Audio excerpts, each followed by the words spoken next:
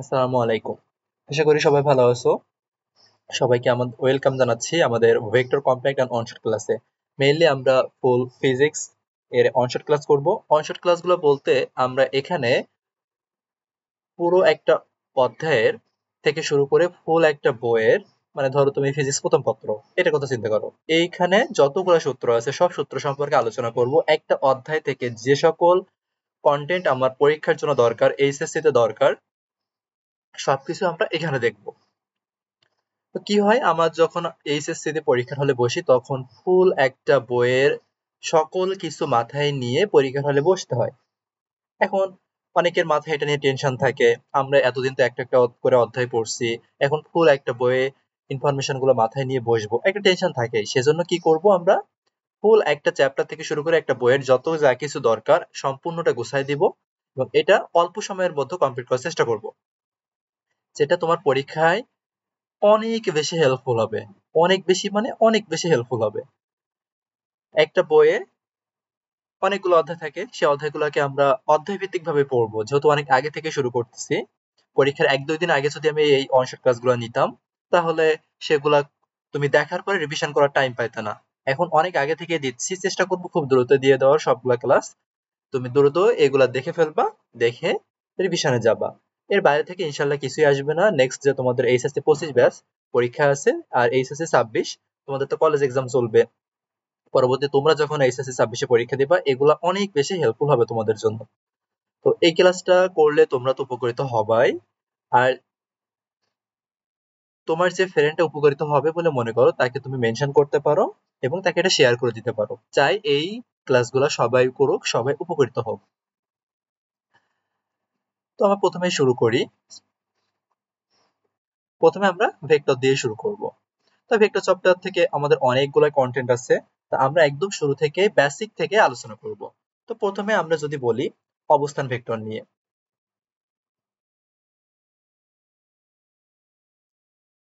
অবস্থান ভেক্টরটিকে নামটা থেকেই বুঝতে পারতেছি যে একটা ভেক্টরের অবস্থান নির্ণয় করব আমরা। তো এখন তো আমার অত বেশি ডিটেলস জানার প্রয়োজন নাই। আমরা ধরো বললাম ১, ২, ৩, এটা হচ্ছে একটা স্থানাঙ্ক। এখান থেকে আমরা কিছু দূরে আরেকটা স্থানাঙ্ক দেখলাম, সেই স্থানাঙ্ক তুমি ধরো ৫, ৬, ৭। তাহলে এইখানে এই বস্তুটার অবস্থান ভেক্টরটা কি হয়, এইখান থেকে আমরা যাচ্ছি কোন দিকে, এই দিকে। ধরো এটা এ বিন্দু আর এটা হচ্ছে বি বিন্দু। তো এ থেকে বি এর দিকে যাচ্ছি, তখন আমাদের ভেক্টরটা কি আসবে, ভেক্টরটা আমরা কি করব, এটা হচ্ছে আমরা বলি এক্স এর স্থানাঙ্ক, এটা ওয়াই এর স্থানাঙ্ক, এটা জেড এর স্থানাঙ্ক। তুমি এক্স থেকে এক্স বিয়োগ করবা, ওয়াই থেকে ওয়াই বিয়োগ করবা, জেড থেকে জেড বিয়োগ করবা। আরেকটা জিনিস আমি আগে থেকে একটু বলে রাখি, আমরা আয়ত একক ভেক্টর জানি। আয়ত একক ভেক্টরে কি হয়, এক্স অক্ষ বরাবর আই ক্যাপ থাকে, ওয়াই অক্ষ বরাবর জে ক্যাপ থাকে, এন্ড জেড অক্ষ বরাবর কে ক্যাপ থাকে। ঠিক সেইভাবে এখান থেকে তুমি তাহলে এক্স এর বিয়োগ করলে কত আসবে, এই ভেক্টরটা ধরো এটা, এইটাই হচ্ছে অবস্থান ভেক্টর আর ভেক্টর। তুমি কি পাবা এখানে 5 - 1, তার মানে 4। কি দিবা, আই ক্যাপ, যেহেতু এটা এক্স অক্ষ বরাবর স্থানাঙ্ক ছিল। তারপরে 6 - 2, তার মানে কি হবে, এটা এটাও হবে 4। তাহলে 4 জে ক্যাপ, তাহলে 7 - 3, এটাও আসতেছে 4। তাহলে 4 কে ক্যাপ। এখানে তোমার কিন্তু স্থানাঙ্ক পরিবর্তন করে দিতে পারে। আচ্ছা, এটা একটা জিনিস। এরপরে তোমার এখানে বলতে পারে যে এই অবস্থান ভেক্টরটার মান কত হবে। তাই অবস্থান ভেক্টরের মান বা যেকোনো ভেক্টরের মান আমরা কি করে বের করি, প্রত্যেকটা একক ভেক্টরের সহগগুলার বর্গ করে আমরা রুট করে দিই, এইটা। তাহলে এখানে একটা তুমি মান পাচ্ছ, রুট ওভার কত, 16 + 16 + 16, 48। তার মানে রুট ওভার 48। তার মানে আমরা কি বলতে পারি, 3 × 16, তার মানে 4√3। এই জায়গাটাতে আবার তোমাকে এরকমও বলতে পারে যে এক্স এক্স ওয়াই তল বরাবর, এক্স ওয়াই তল বরাবর এটার, বা এক্স ওয়াই বরাবর এখানে এই ভেক্টরটার মান কত হবে। যদি এরকম প্রশ্ন বলে দেয় তখন তুমি কি করবা, এখানে এক্স অক্ষ বরাবর নিবা আর শুধু ওয়াই অক্ষ বরাবর নিবা। এক্স অক্ষ বরাবর তোমার আছে এখানে 4, 4 এর স্কয়ার, ওয়াই অক্ষ বরাবর কি আছে, 4 আছে, 4 এর স্কয়ার, রুট ওভার তখন আসবে এখানে 32। তাহলে এখান থেকে এই জিনিসটা আমার কিন্তু থাকতে পারে। তাহলে এটা আমরা অবস্থান ভেক্টর কনসেপ্টটা বুঝলাম। সেম ভাবে এই জায়গাটাতে আমার বলতে পারে একক ভেক্টর বের করো, এই অবস্থান ভেক্টরের একক ভেক্টর বের করো। তাহলে আমরা এখানে জানি যে একক ভেক্টর মানে কি, একক ভেক্টর কিন্তু আমরা এটা ক্যাপ দ্বারা প্রকাশ করতে পারি। এটা মানে কি, যে যেকোনো একটা ভেক্টর, সেই ভেক্টরকে ওই ভেক্টরের মান দিয়ে ভাগ করলে আমরা একক ভেক্টর পেয়ে থাকি। একক ভেক্টর পেয়ে থাকি। তাহলে এখানে আমরা সেইভাবে একক ভেক্টরটা বের করে ফেলবো। এখানে তোমার অবস্থান ভেক্টরের একক ভেক্টর মানে তুমি কি করবা, এই জায়গায় ইটা সমান তুমি এখানে আর ভেক্টর যেটা পেয়েছো এটা দিবা, ডিভাইডেড বাই এখানে কি দিতে হবে, এই আর ভেক্টরের মান। তার মানে এখানে আর ভেক্টর যেটা ছিল 4i ক্যাপ, এখানে 4i ক্যাপ, 4j ক্যাপ, আর ছিল 4k ক্যাপ, ডিভাইডেড বাই আর ভেক্টরের মান কত বের করছি আমরা 4√3। বাকিটুকু ক্যালকুলেশন করে নিতে পারবা এইটা। আচ্ছা, যেহেতু একক ভেক্টর নিয়ে বলতেছি, তাহলে এখানে আমি আরো একটা কথা তোমাদের বলি, এই একক ভেক্টরের মান কত হয়।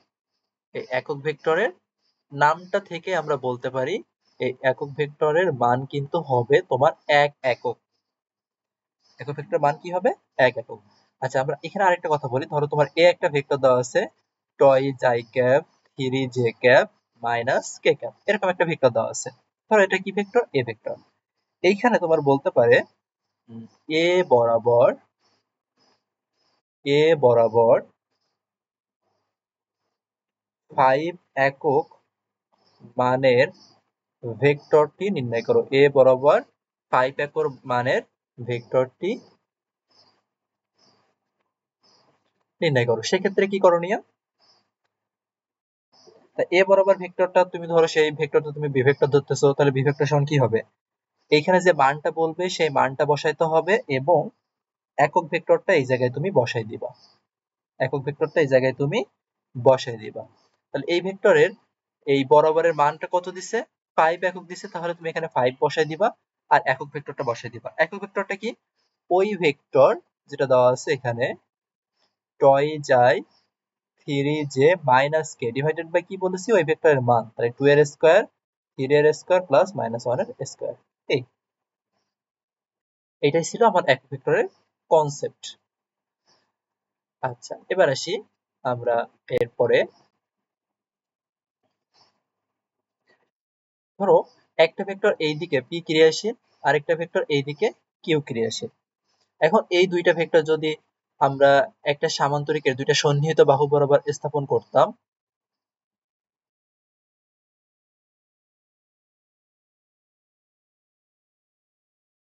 এই হচ্ছে সামান্তরিকের একটা সন্নিহিত বাহু, আর এই হচ্ছে আরেকটা সামান্তরিকের আরেকটা সন্নিহিত বাহু। সন্নিহিত বাহু কাকে বলা হয়, একই কোণে দুইটা বাহুকে আমরা সন্নিহিত বাহু বলি। তাহলে এইখানে তুমি যদি পি ভেক্টর নাও, এখানে দেওয়া আছে কিউ ভেক্টর, এখানে দেওয়া আছে কিউ ভেক্টর, তাহলে তাদের কর্ণটাই কি নির্দেশ করে, কর্ণটাই তাদের লব্ধি নির্দেশ করে। সেটা কোথায় হবে, এইটাই হচ্ছে তাদের লব্ধি। এই কর্ণটা যদি তাদের লব্ধি হয়, সেই লব্ধিটাকে আমরা কি দ্বারা প্রকাশ করি, লব্ধিটাকে আমরা আর দ্বারা প্রকাশ করি। এই যে দুইটা ভেক্টর, এই দুইটা ভেক্টরের মধ্যবর্তী কোণ আমরা বললাম কত, দুইটা ভেক্টরের মধ্যবর্তী কোণ আলফা। আবারও বলতেছি, দুইটা ভেক্টরের মধ্যবর্তী কোণ কত, আলফা। এবং থিটাটা হচ্ছে লব্ধির সাথে পি ভেক্টরের উৎপন্ন কোণ। থিটাটা কি বলছি, লব্ধির সাথে পি ভেক্টরের উৎপন্ন কোণ। তাহলে সেই অনুসারে আমরা সামান্তরিকের ত্রিভুজ সূত্র, সামান্তরিক সূত্র অনুসারে কি পাই, যে পি ভেক্টর আর কিউ ভেক্টর যোগ করলে আমরা এখানে আর ভেক্টরটা পেয়ে যাই, তাই না। তাহলে এই আর ভেক্টরের মান আমরা কি করে বের করি, লব্ধি ভেক্টরের মান আমরা সামান্তরিকের সূত্র থেকে জানি যে P square plus Q square plus 2pq cos alpha. আলফাটা কি, দুইটা ভেক্টরের মধ্যবর্তী কোণ। এই আলফাটা কি, আলফাটা হচ্ছে পি এন্ড কিউ এর মধ্যবর্তী কোণ। খুব ইম্পর্টেন্ট জিনিস কিন্তু এটা, এইটুকু ভুল করলে আমার ম্যাথ ভুল হয়ে যায়। আরেকটা জিনিস তোমার এখান থেকে বের করতে বলে, এই থিটা নির্ণয় করো, মানে লব্ধির দিক নির্ণয় করো। লব্ধির দিক বলতে আমরা এখান থেকে পি এর সাথে দিক নির্ণয় করতেছি tan থিটা ভি। পি বলতে কি, আমি এখানে পি এর সাথে বলছি। একটা কথা মনে রাখবা, যার সাথে কোণ করবে, মানে যে ভেক্টরের সাথে কোণ করবে সে থাকবে সিঙ্গেল, যার সাথে অ্যাঙ্গেল সে থাকবে কি, সিঙ্গেল। কোণ করছে কার সাথে, থিটা এখানে পি এর সাথে কোণ করছে, থিটা কার সাথে করছে, পি এর সাথে কোণ করছে। যেহেতু পি এর সাথে কোণ করছে, পি কে তুমি সিঙ্গেল রাখবা, নিচে একা সিঙ্গেল বসাই দিবা। বাকি এখানে থাকবে কিউ, উপরে থাকবে sine, Q sine alpha plus Q cos alpha. তাহলে যার সাথে কোণ করবে তাকে তুমি এখানে সিঙ্গেল রেখে দিবা। তাহলে এই ক্ষেত্রে কতগুলো কেস আমরা দেখতে পাই, দেখো এই জায়গায় লব্ধি পি আর কিউ তো আমার মান একটা দেওয়া থাকবে, আর এই জায়গায় লব্ধি তোমার কার উপর ডিপেন্ড করবে, কার উপর পরিবর্তন হবে, আলফার উপরে পরিবর্তন হবে। আমরা একটা জিনিস এখান থেকে দেখলাম যে আর সমান root over P square plus Q square plus 2pq cos alpha. এই জায়গায় তুমি যদি দেখো যদি দুইটা ভেক্টর, এই ধরো এই হচ্ছে তোমার পি ভেক্টর, এইদিকে ক্রিয়া করতেছে, কিউ ভেক্টর তো এইদিকে ক্রিয়া করতেছে, তার মানে এই পি আর কিউ এদের মধ্যবর্তী কোণ কত degree? 0 degree. P R Q এর মধ্যবর্তী কোণ কত? 0 ডিগ্রি। পি আর কিউ এর মধ্যবর্তী কোণ কত ডিগ্রি? 0 ডিগ্রি। তার মানে লব্ধির সাথে যে কোনো একটা ভেক্টরের কোণও কিন্তু হবে 0 ডিগ্রি। যাই হোক, এখানে আমাকে বের করতে হবে লব্ধি। যখন এই আলফা এর মান তুমি 0 বসাবা তখন তুমি কি পাবা? আর সমান P square plus Q square plus 2 P Q, কারণ cos 0 মান হচ্ছে 1, তার মানে পি প্লাস কিউ এর হোল স্কয়ার, স্কয়ার উঠে গেলে আমরা পাবো এখানে পি প্লাস কিউ। এইটাকে বলা হয় লব্ধির ম্যাক্সিমাম মান বা লব্ধির সর্বোচ্চ মান। তাহলে লব্ধির সর্বোচ্চ মান আমরা কখন পাচ্ছি? যখন দুইটা ভেক্টর একই দিকে ক্রিয়াশীল হচ্ছে বা 0 ডিগ্রি কোণে হচ্ছে। এটা একটা ক্ষেত্র ছিল। আরেকটা, যখন তোমার এই দুইটা ভেক্টর ধরো এখান থেকে এই দিকে হচ্ছে পি ভেক্টর আর এই দিকে ক্রিয়া করতেছে কিউ ভেক্টর, দুইটা ভেক্টর যদি বিপরীত দিকে ক্রিয়া করে, তার মানে 180 ডিগ্রি অ্যাঙ্গেলে যদি ক্রিয়া করে, সেই ক্ষেত্রে আমরা এখান থেকে লব্ধি কি পাই? পি ভ্যারিজিয়াস কিউ, মানে বড়টা থেকে ছোটটা আমরা বিয়োগ করবো, কারণ cos 180 মান কত? -1 না, তার মানে পি মাইনাস কিউ বা কিউ মাইনাস পি এর হোল স্কয়ার পাবো, স্কয়ার রুট উঠে গেলে সেই পি মাইনাস কিউ বা কিউ মাইনাস পি পাবো। এইটাকে বলি আমরা লব্ধির সর্বনিম্ন মান। তাহলে এই জায়গা থেকে আমরা পেয়ে গেলাম হচ্ছে লব্ধির রেঞ্জটা। লব্ধির রেঞ্জ কি হবে? সর্বোচ্চ মান এর থেকে শুরু হবে, তার সমান হতে পারে, এবং এখানে সর্বনিম্ন মান। তোমাকে যদি বলে এই যে 4 একক ও 5 একক দুইটা ভেক্টরের লব্ধির মান কোনটি হতে পারে না, তখন এই রেঞ্জের মধ্যে আসতে হবে, এই রেঞ্জের মধ্যে আসতে হবে। আচ্ছা, এখানে আমি আরেকটা কথা বলি। তাহলে আলফা 0 ডিগ্রি থাকলে 180 ডিগ্রি থাকলে এটা তো বুঝলাম। এইখানে যদি তোমার আলফা মানে দুইটা ভেক্টরের মধ্যবর্তী কোণ যদি তোমার 90 ডিগ্রি হইতো, দুইটা ভেক্টরের মধ্যবর্তী কোণ যদি তোমার 90 ডিগ্রি হইতো। আচ্ছা, এখানে আরেকটা কথা আমি বলি। এই যে যখন তুমি বিপরীত দিকে পাইছো তখন এই যে থিটা পিটা কি হবে? এটা কিন্তু হবে বড়টার দিকে। লব্ধির দিক কোন দিকে হবে? সর্বদা মনে রাখতে হবে দুইটা বিপরীত ভেক্টরের লব্ধির দিক হবে কোন দিকে? বড়টার দিকে। আমাদের এই জিনিসটা অনেক ম্যাথে হেল্প করবে। আচ্ছা, এবার দেখি, যখন আমরা বলছি দুইটা ভেক্টর পরস্পর লম্বভাবে থাকবে, দুইটা ভেক্টর পরস্পর লম্বভাবে থাকবে, এই একটা ভেক্টর, দেন এই হচ্ছে আরেকটা ভেক্টর, এইটা তোমার পি ভেক্টর আর এটা তোমার কিউ ভেক্টর, পরস্পর কিভাবে আছে? লম্বভাবে আছে। এখান থেকে এইটা যদি তাদের লব্ধি হয়, তাহলে এইটাই হচ্ছে লব্ধির সাথে উৎপন্ন কোণ থিটা পি। তাহলে এইখান থেকে আমরা লব্ধি কি পাবো? আর সমান রুট ওভার cos 90 ডিগ্রি মান কি 0 না? আমরা এই পার্টটা পুরোটাই কি পেয়ে যাবো? 0 পেয়ে যাবো। তাহলে শুধু আর সমান root over P square plus Q square থাকতেছে, আর সমান root over P square plus Q square থাকবে। আর থিটা সমান তুমি কি পাবা? এখানে থিটা সমান তুমি পাবা tan inverse Q sine alpha, মানে কি সাইন, এখানে এরকম থাকে না কিউ সাইন আলফা, আলফা মানে সাইন 90, সাইন 90 এর মান কত? 1, তাহলে আমরা শুধু এখানে কি দিতে পারি? কিউ দিতে পারি। নিচে যার সাথে অ্যাঙ্গেল ছিল, থিটা কার সাথে অ্যাঙ্গেল? পি এর সাথে অ্যাঙ্গেল, তাকে আমি সিঙ্গেল রাখবো। আর কিউ কজ আলফা, কজ 90 এর মান 0 এর জন্য ওই পার্টটা আমার দেওয়ার দরকার হচ্ছে না। তাহলে লব্ধির দিক নির্ণয় করব কি করে? যখন দুইটা ভেক্টর 90 ডিগ্রি থাকবে, tan inverse Q by P, tan inverse Q by P. আচ্ছা, তাহলে এতটুকু আশা করি বুঝতে পারছো। এবার আসো আমরা এরপরে যদি ভেক্টরের বিয়োগ নিয়ে একটু কথা বলি। ভেক্টর বিয়োগ নিয়ে আমরা কি করব? ভেক্টর বিয়োগ বলতে সেই একইভাবে এই হচ্ছে পি ভেক্টর, তারপরে তোমার এই দিকে ধরো কিউ ভেক্টর, এই দুইটা ভেক্টর কত ডিগ্রি কোণ করে আছে? এই দুইটা ভেক্টর তোমার আলফা কোণ করে আছে। দুইটা ভেক্টরের বিয়োগফল বলতে তুমি কি বলবা? এখানে আর ভেক্টর সমান তুমি এখান থেকে P vector minus Q vector বলবা। এইটাই তো দুইটা ভেক্টরের বিয়োগফলের কনসেপ্ট, তাই না? এটা, তাহলে এখানে তুমি মান কি পাবা? এই ভেক্টরটা দুইটা ভেক্টর বিয়োগ করলে মান কিন্তু সেম। দেখো আমরা বলি বা পড়ছি যে বিয়োগের ক্ষেত্রে কি করতে হয়, যে যোগ, আমরা বিপরীত ভেক্টরের যোগ করব, লব্ধি করব। তার মানে তুমি এখান থেকে লিখতে পারো মাইনাস এই P vector plus minus Q vector. তার মানে এইটাকে তুমি যদি পিছন দিকে বর্ধিত করো, এই ভেক্টরটাকে যদি পিছন দিকে বর্ধিত করো, তাহলে এই কোণটা কত আসবে? 180 মাইনাস আলফা, কারণ এক সরল কোণ মানে তো 180 ডিগ্রি, এইটা মানে 180 ডিগ্রি। তাহলে এখান থেকে আমি কি পাবো? 180 মাইনাস আলফা। তার মানে এই পি ভেক্টর আর এটা মাইনাস কিউ ভেক্টর, এই দুইটা ভেক্টরের মধ্যবর্তী কোণ কত? 180 মাইনাস আলফা। তাহলে আমি তখন লব্ধি কি পাবো? P square plus Q square plus 2 P Q cos 180 minus alpha. বিয়োগের ক্ষেত্রে দেখো আমরা যখন যোগ করছি তখন ছিল 2p কিউ cos আলফা, আর যখন বিয়োগ থাকবে তখন 180 মাইনাস আলফা। এইভাবে বলতে পারো, অথবা তুমি এখান থেকে এইটুকু চেঞ্জ করে দিলেই হয়ে যাবে। আর থিটা পি কি হবে, আর এখানে লব্ধির সাথে উৎপন্ন কোণ যদি তুমি দেখো, এটা ধরো লব্ধি, লব্ধির সাথে উৎপন্ন কোণ যদি এটা ধরো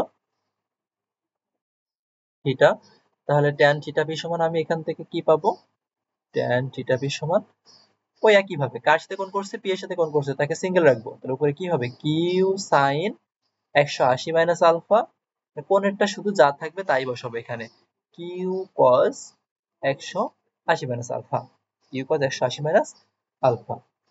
এটা ছিল আমার ভেক্টর বিয়োগ। এবার তুমি যদি দেখো ভেক্টরের বিভাজন, এই ভেক্টরের বিভাজনটা কি হবে, যখন কোনো একটা ভেক্টর তুমি তির্যক ভাবে রাখবা, ধরো এই একটা ভেক্টর এখানে কিভাবে আছে, তির্যক ভাবে আছে, ধরো এটা আর ভেক্টর, তাহলে সেই ক্ষেত্রে আমরা কি পাবো, এইটার দুইটা উপাংশ পাবো, এই একটা উপাংশ পাবো, দেন এই আরেকটা উপাংশ পাবো। দুইটা ভেক্টরের আমরা, একটা ভেক্টর যদি তির্যক ভাবে থাকে তার আমরা এই দুইটা উপাংশ পেয়ে যাব। এইটাকে আমরা কি বলি, এটা হচ্ছে ভূমির সমান্তরালে, আর এটা আছে কি ভূমির সাথে লম্ব ভাবে। যেটা ভূমির সমান্তরালে এটাকে বলি আমরা আনুভূমিক অংশ বা অনুভূমিক অংশ। অনুভূমিক অংশটাকে তুমি আর এক্স দ্বারা প্রকাশ করতে পারো, আর উল্লম্ব অংশটাকে তুমি আর ওয়াই দ্বারা প্রকাশ করতে পারো। এটা উল্লম্ব দিকে আছে, অয় অক্ষ বরাবর আছে, সেজন্য আর ওয়াই দ্বারা প্রকাশ করব। তো এইখানে ধরো এটা থিটা কোণ উৎপন্ন করছে, তাহলে আর এক্স সমান কি হবে, আর অনুভূমিক বরাবর সর্বদা আমরা cos দিব, তাহলে এখানে পাবো আমরা আর cos থিটা, আর এখানে পাবো আর ওয়াই সমান কি হবে, আর sin থিটা, আর sin থিটা। এই জায়গাটাতে অ্যাঙ্গেলের উপর কিন্তু অনেক কিছু ডিপেন্ড করতেছে। ধরো অ্যাঙ্গেলটা তোমার এইখানে যদি অ্যাঙ্গেলটা করে, যার সাথে অ্যাঙ্গেল করবে সেটাই তখন তোমার আনুভূমিক হয়ে যাবে, তখন তোমার এইটা হয়ে যাবে আর cos থিটা, আর এইটা হয়ে যাবে কিন্তু তোমার তখন আর sin থিটা। যার সাথে অ্যাঙ্গেল করবে মনে করবে কি সেটাই হবে আনুভূমিক উপাংশ, সেটাই হবে কি আনুভূমিক উপাংশ। আচ্ছা, তাহলে ভেক্টরের বিভাজন কনসেপ্ট দিয়ে আমরা কিন্তু অনেক কিছু সলভ করতে পারবো। প্রথমে কি কি সলভ করতে পারবো আমরা, এবং সৃজনশীলে প্রায় আসে এই নদী ও নৌকার টপিক থেকে। নদী ও নৌকা আমরা খুব ছোট্ট করে বেসিক সহ একটু শিখি। দেখো এখানে আমাদের সব থেকে বেশি আসে হচ্ছে সোজাসুজি পার হওয়ার ক্ষেত্রে, বা নাক বরাবর পার হওয়ার ক্ষেত্রে, বা আড়াআড়ি পার হওয়ার ক্ষেত্রে। একদম সোজা মানে কি বোঝাতে চাচ্ছি আমি, ধরো এই হচ্ছে একটা পার, আর এই হচ্ছে নদীর আরেকটা পার।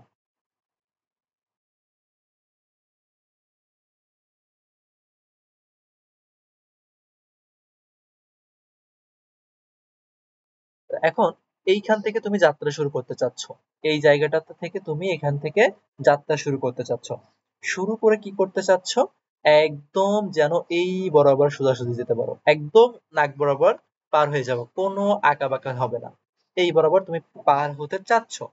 তার মানে কি বললাম, এখানে আমরা সোজাসুজি পার হব।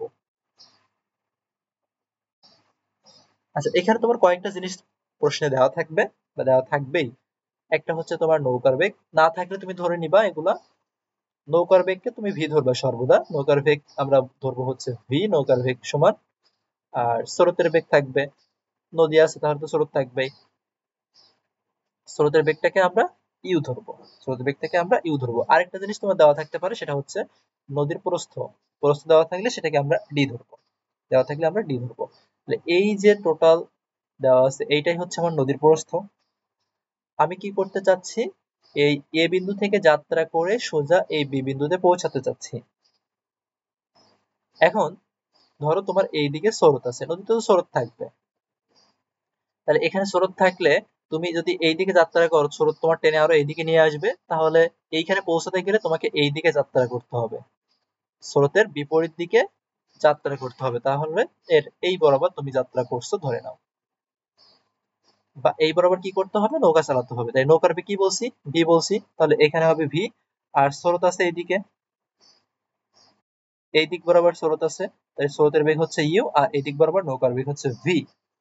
স্রোতের বেগ এবং নৌকার বেগ এদের মধ্যবর্তী কোণ কত, স্রোতের বেগ এবং নৌকার বেগ এদের মধ্যবর্তী কোণ হচ্ছে আলফা, ধরে নিচ্ছি আলফা। আর এই বরাবর যখন আমরা নৌকা চালনা করব পৌঁছাবো কোন বরাবর, এই যে হলুদ কালার যে দাগ দিয়েছি, আর আড়াআড়ি বা নাক বরাবর পৌঁছায় যাব, তাহলে এইটাই হয়ে যাবে আমার লব্ধি। এটা আমরা তাহলে কি বলবো, আর বলবো। এখন একটা বিষয় খেয়াল করো, এটা যদি আলফা হয়, এই পার্টটুকু কি, এটা তুমি কি বলবা, 180 মাইনাস আলফা। তাহলে এই যে নৌকার বেগ, এর দুইটা উপাংশ পাবা, তুমি এখান থেকে একটা উপাংশ পাবা আর এই দিক বরাবর একটা উপাংশ পাবা, এই নাক বরাবর আড়াআড়ি বরাবর। তা আড়াআড়ি বরাবর কোন উপাংশ পাবো, উল্লম্ব উপাংশ না, কারণ কোণ করছে এটার সাথে। তাহলে এখান থেকে তুমি কি পাবা, ভি সাইন 180 মাইনাস আলফা। আর এই বরাবর কি পাবা তুমি, ভি কস 180 ডিগ্রি মাইনাস আলফা, ভি কস 180 ডিগ্রি মাইনাস আলফা। তো এখন এই ইউ আর ভি এক অপরের সমান না অপোজিটে আছে, তা তুমি এখান থেকে লিখবা কি, ইউ সমান তুমি এখানে লিখবা ভি কস 180 মাইনাস আলফা, ভি কস 180 মাইনাস আলফা।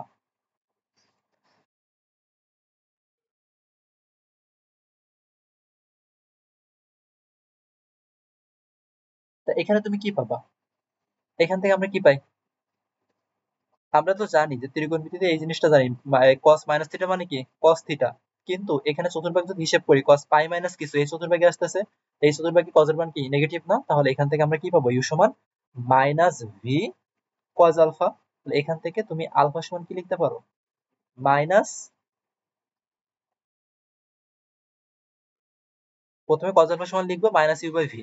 তার মানে আলফা সমান হবে আমাদের cos inverse minus U by V, cos inverse minus U by V. এইটাই হচ্ছে আড়াআড়ি পাড়ের ক্ষেত্রে কত কোণে যাত্রা করতে হবে বা কোন দিকে যাত্রা করতে হবে, এটা বের করতে বলে। আলফাটা কার সাথে কোণ, আলফাটা কিন্তু স্রোতের সাথে আমার উৎপন্ন কোণ। তুমি চাইলে ডিরেক্টলি এই সূত্রটা বের করে দিতে পারো, অথবা এই লাইনটা তুমি লিখতে পারো, এটা হচ্ছে আমার স্রোতের সাথে উৎপন্ন কোণ। এখান থেকে আবার বলতে পারে এই আড়াআড়ি বা নাক বরাবর পাড়ি দিতে কতক্ষণ সময় লাগবে, কতক্ষণ সময় লাগবে আড়াআড়ি বা এই নাক বরাবর পাড়ি দিতে কতক্ষণ সময় লাগবে। তো দেখো এই বরাবর আমরা দূরত্ব নিব, আবার আমরা সময় বের করতে গেলে কি করি, দূরত্ব বাই, সময় বের করতে গেলে আমরা কি করি, দূরত্ব বাই বেগ নিই।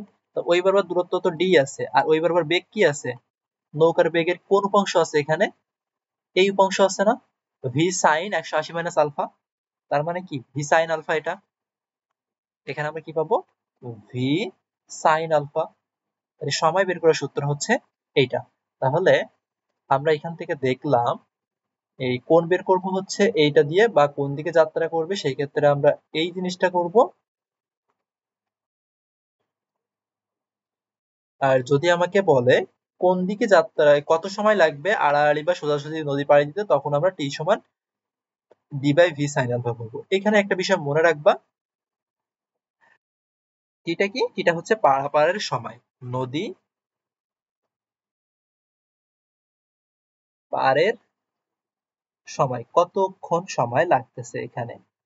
আলফাটা কিন্তু ওই স্রোত এবং নৌকার মধ্যকোণ, স্রোত এবং নৌকার মধ্যবর্তী কোণ। এই একটা কেস থাকে। আরেকটা জিনিস তোমাকে বের করতে বলে, সেটা আমরা একটু দেখি। সেটা হচ্ছে ন্যূনতম সময়ে, ন্যূনতম সময়, এই ন্যূনতম সময়ে আমার নদী পার হওয়ার কথা বলতে পারে। এখন ন্যূনতম সময় জিনিসটা কি, এইটা আগে আমরা একটু যদি বুঝি। এইটা মনে করো নদীর একটা পার, এটা হচ্ছে নদীর আরেকটা পার। তুমি একদম কম সময়ে কিভাবে নদী পার হতে পারবা, তুমি যদি এই এখান থেকে একদম সোজাসুজি যাত্রা করে যদি এদিক ওদিক না গিয়ে সোজাসুজি পার হতে পারো, সোজাসুজি পার হও, এই বরাবর যদি যাও, তাহলে তোমার সব থেকে কম সময় লাগার কথা। তো এখানে সব থেকে কম সময় আমার তখনই লাগবে, তাহলে আমরা এই বরাবর যদি যাত্রা করি তাহলে, এই বরাবর যদি যাত্রা করি তাহলে, এখন এই বরাবর তুমি যাত্রা করতেছো, পৌঁছাবো তো ও বরাবর না, তুমি পৌঁছাবা এইদিকে কোনো একটা জায়গায়, ধরো এই বরাবর তুমি পৌঁছাচ্ছ, এইটাই হয়ে যাবে আমার তাহলে কি, আমার কিন্তু লব্ধি হয়ে যাবে এটা, যে বরাবর পৌঁছাবো সেইটাই হয়ে যাবে আমার লব্ধি।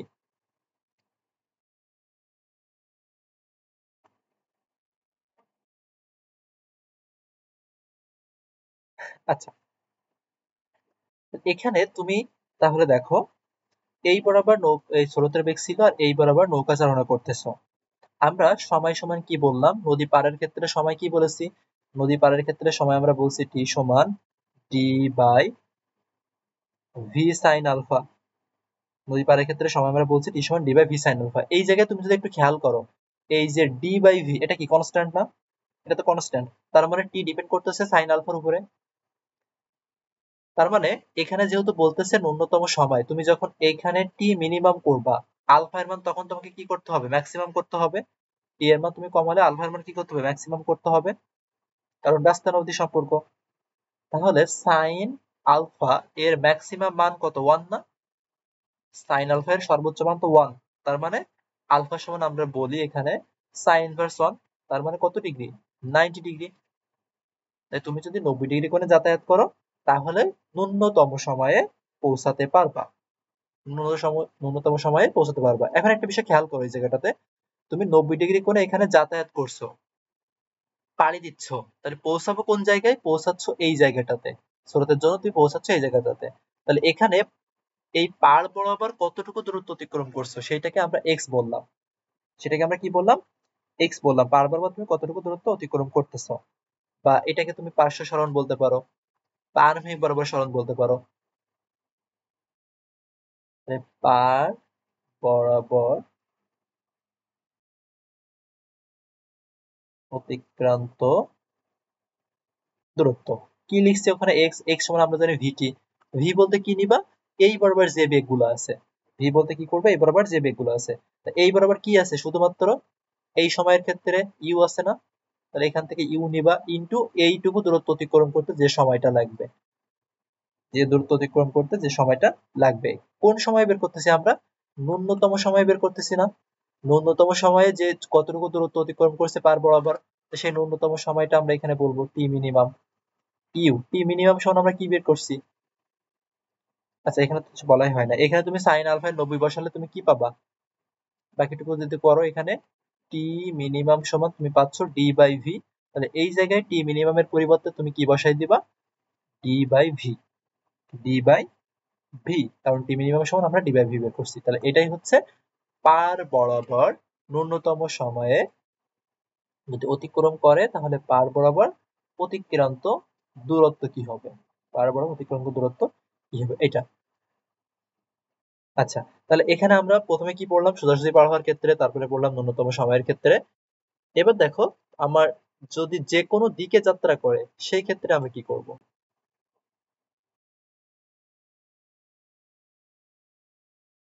যে কোনো দিকে যদি যাত্রা করে, এটা কঠিন কিছু না। মানে এই হচ্ছে তোমার নদীর দুইটা পাড়। এইখান থেকে তুমি যাত্রা করবা কোন বরাবর যাত্রা করবা? এবার তুমি এই দিকে ধরো, এইখানে আলফা একটা কোণে যাত্রা করবা। এবার তুমি কি করবা? আলফা কোণে যাত্রা করবা। এইখানে তোমার যদি বলো এইটাই হচ্ছে তোমার এই নদীটার প্রস্থ। এটাই হচ্ছে নদীটার প্রস্থ। তুমি যাত্রা করতেছো কোন বরাবর? যাত্রা করতেছো এইখানে এই আলফা কোণে। এটাই হচ্ছে তোমার স্রোতের বেগ, এইটাই হচ্ছে তোমার নৌকার বেগ। এটা হচ্ছে স্রোতের বেগ, এটা নৌকার বেগ। এই বরাবর যদি তুমি যাত্রা করো, এই বরাবর কি পৌঁছাবা? পৌঁছাবা না, তুমি এই বরাবর পৌঁছাবা।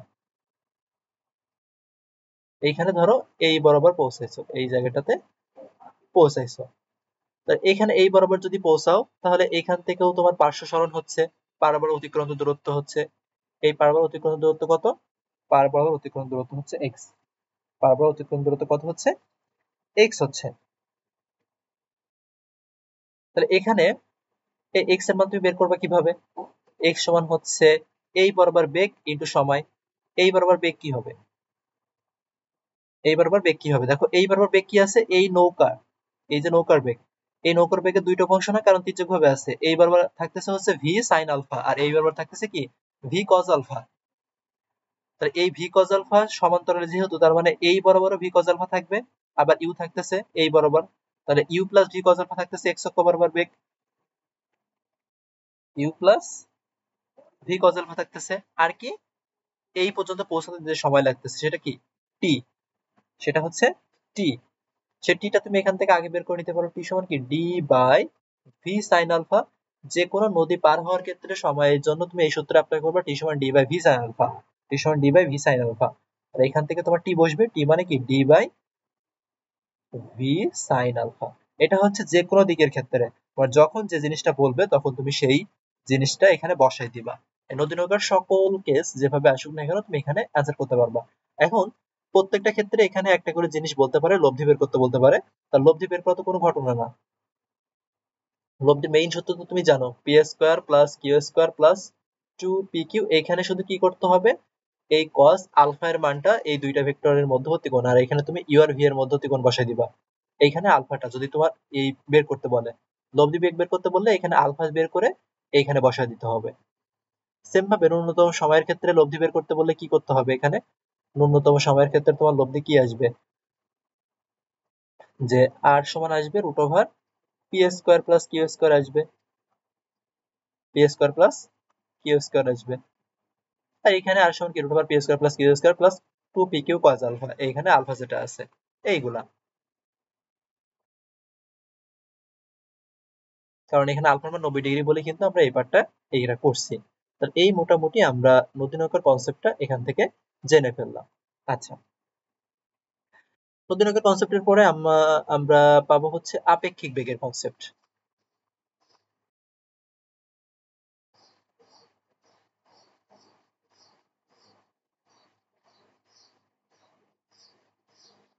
আপেক্ষিক বেগ, আপেক্ষিক বেগ থেকে সহজ কথা, ধরো আমি এখানে বললাম ভি এ বি, এইটুকু মানে কি, এইটুকু মানে তুমি লিখবা ভি এ মাইনাস ভিবি। এই ভি এ বি মানে কি, এই ভি এ বি মানে দ্বিতীয় যেটা থাকবে, সেকেন্ডে মানে পরে যেটা থাকবে তুমি সেখানে লিখবা কি তার সাপেক্ষে হবে। তাহলে সর্বদা পরে যেটা থাকবে তার সাপেক্ষে হবে, বি এর সাপেক্ষে, বি এর সাপেক্ষে এখানে কি হবে এ এর বেগ, আর যার সাপেক্ষে হবে তাকে বিয়োগ করতে হবে, যার সাপেক্ষে হবে তাকে কি করবা, তাকে বিয়োগ করে দিবা। এইটুকু মনে রাখবা, তুমি কি করবা, এতটুকুই মনে রাখবা। এবার তুমি সকল কিছু সমীকরণ থেকে বের করবা, মানে পজিটিভ হবে নাকি নেগেটিভ হবে সেগুলো তুমি দেখে দেখে বের করবা। দেখো একটা বোর্ডে একটা কোশ্চেন আসছিল এবং টেক্সট বুকেও আছে এই প্রশ্নটা। আমরা যদি একটু দেখি, একটু খেয়াল করো, তোমাকে এরকম বলা হয় যে ট্র্যাকের বেগ, আমি বললাম ভিটি, ট্র্যাকের বেগ, আচ্ছা আমি সরাসরি লিখি, ট্র্যাকের বেগ কত, ট্র্যাকের বেগ তোমার দেওয়া আছে যে 40 কিলোমিটার/আওয়ার। এই ট্র্যাকটা কোন দিকে যাত্রা করতেছে, পূর্ব দিকে যাত্রা করতেছে। এখন সাথে একটা বাস চালক, ওই বাস চালক দেখতেছে কি, বা এরকম মনে হচ্ছে বাস চালকের মনে হলো, বাস চালকের মনে হলো ট্রাক 40√3 কিলোমিটার/আওয়ার বেগে, 40√3 কিলোমিটার/আওয়ার বেগে উত্তর দিকে যাচ্ছে। ট্রাকের এই বাসের প্রকৃত বেগ কত?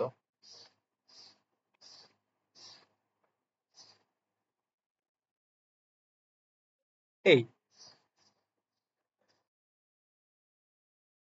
বাসের প্রকৃত বেগ কত, কি কি দেওয়া আছে খেয়াল করো। মনে হওয়া মানেই কিন্তু আপেক্ষিক। এখানে তোমার ট্রাকের বেগ দেওয়া আছে ভিটি, যেটা 40 কিলোমিটার/আওয়ার, কোন দিকে যাচ্ছে, পূর্ব দিকে যাচ্ছে। এই 40 কিলোমিটার/আওয়ার বেগে পূর্ব দিকে যাচ্ছে, এতটুকু লিখো। এবার দেখো বাস চালকের মনে হচ্ছে না, তার মানে কার সাপেক্ষে, বাস চালকের সাপেক্ষে, বাস চালকের সাপেক্ষে, যার সাপেক্ষে তাকে পরে রাখবো, তার মানে কি ভিটিবি। বাসের সাপেক্ষে ট্রাকের বেগ, বাসের সাপেক্ষে ট্রাকের বেগ, যার সাপেক্ষে বাস চালকের মনে হচ্ছে এজন্য তার সাপেক্ষে তাকে পরে রাখবো, তাকে কি করবো, পরে রাখবো। এটা সমান কত দিছে, 40√3, কোন দিকে, উত্তর দিকে। বের করতে বলছে ট্রাকের প্রকৃত, বাসের প্রকৃত বেগ, তার মানে ভিবি, এটা তোমাকে বের করতে বলছে। এবার তুমি চিত্র আঁকো।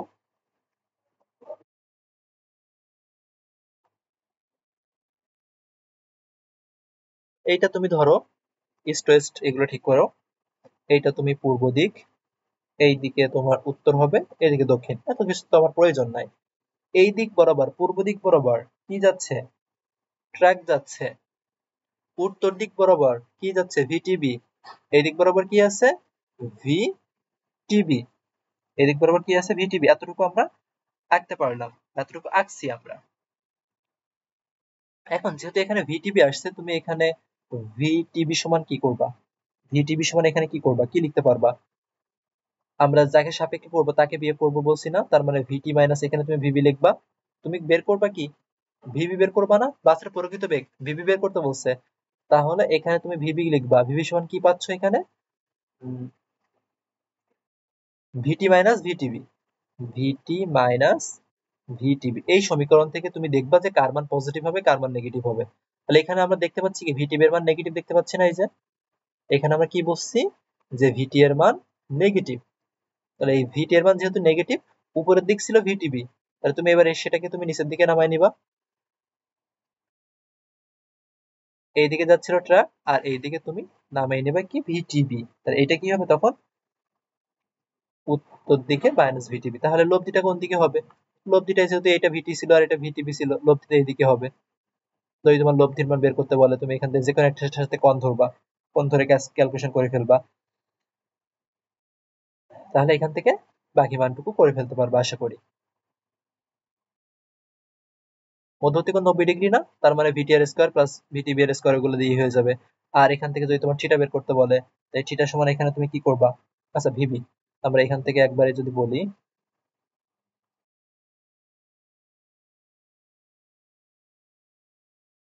ভি বি, ভিবি সমান কি হবে, দুইটা ভিবি এন্ড ভিটিবি এন্ড ভিটি, এই ভিটি এন্ড ভিটিবি এরা কি 90 ডিগ্রি অ্যাঙ্গেলে আছে না, পূর্ব আর দক্ষিণ কি 90 ডিগ্রি অ্যাঙ্গেলে তো থাকবে, তার ভিটি আর স্কয়ার প্লাস ভিটিবি এর স্কয়ার, তার মানে আমরা ভিটি এর মান পাচ্ছে 40, ভিটিবি পাচ্ছে হচ্ছে 40√3, 40√3 এর স্কয়ার, এটা যেটা আসে। আর বের করতে যদি বলে থিটা, তুমি ধরো এই কোণটা হচ্ছে থিটা, যদি 90 ডিগ্রি অ্যাঙ্গেলে থাকে তাহলে থিটা সমান কি লিখবো, যার সাথে কোণ করছে পূর্ব দিক ভিটি তাকে নিচে রাখতে হবে না, যার সাথে কোণ করে সেটা নিচে রাখতে হবে, তাহলে এখানে হবে ভিটি, এখানে আগে তো আমাদের ট্যান ইনভার্স দিতে হবে, তাহলে উপরে হবে আমাদের ভিটিবি, নিচে হবে আমার ভিটি, এই এখান থেকে।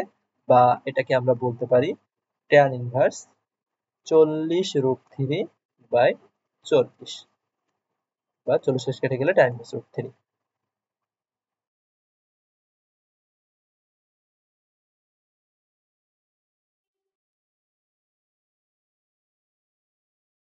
তাহলে এই ছিল আমাদের আপেক্ষিক বেগের কনসেপ্ট। এই আপেক্ষিক বেগের কনসেপ্ট থেকে আমরা এখন নদী নৌকা বলতেছি, বৃষ্টি ও সাঁতার ম্যাথমেটিক্যাল টার্মও কিন্তু এই জায়গা থেকে আমরা দেখতে পারি, বৃষ্টি ও সাঁতার ম্যাথ।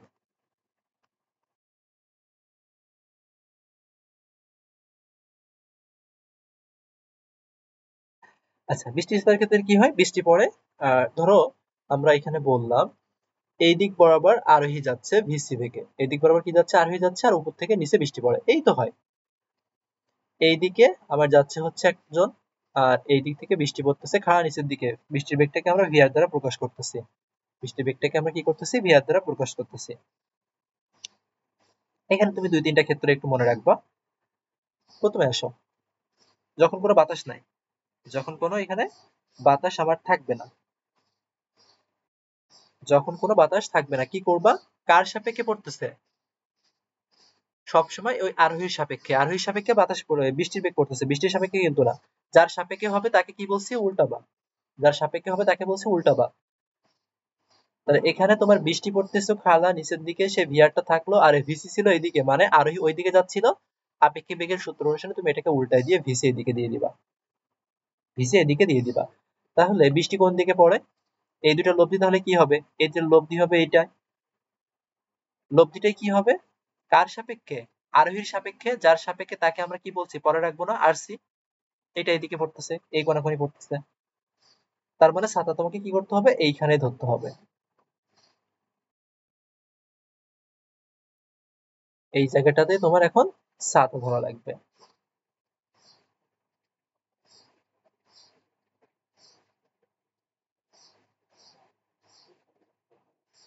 এইখানে এই তুমি ছাতা ধরবে, এই। তাহলে এখানে আরোহীর সাপেক্ষে বা সাইকেলের সাপেক্ষে করেছি বলেই কিন্তু আমরা মাইনাস ভিসি করছি, এখানে আমরা মাইনাস ভিসি করছি। এখন বলে কোন কত হবে, তাহলে থিটা তুমি বের করবা, থিটা সমান কি ট্যান ইনভার্স, কার সাথে কোণ দিবা, তোমার ইচ্ছা উলম্বের সাথে কোণ দিবা, ভিআর এর সাথে কোণ দিবা, তাহলে ভিআরটাকে তুমি এখানে নিচে রাখবা, উপরে রাখবো কাকে, ভিসি কে, উলম্বের সাথে কত কোণে ছাতা ধরতে হবে, উলম্বের সাথে কত কোণে ছাতা ধরতে হবে, ভিসি বাই ভি আর, এটা একটা গেল। আচ্ছা, এরপরে আসো আমরা আরেকটা জিনিস একটু বুঝি। এবার বাতাস আছে, আগেটা বাতাস ছিল না, এবার ধরো বাতাস আছে।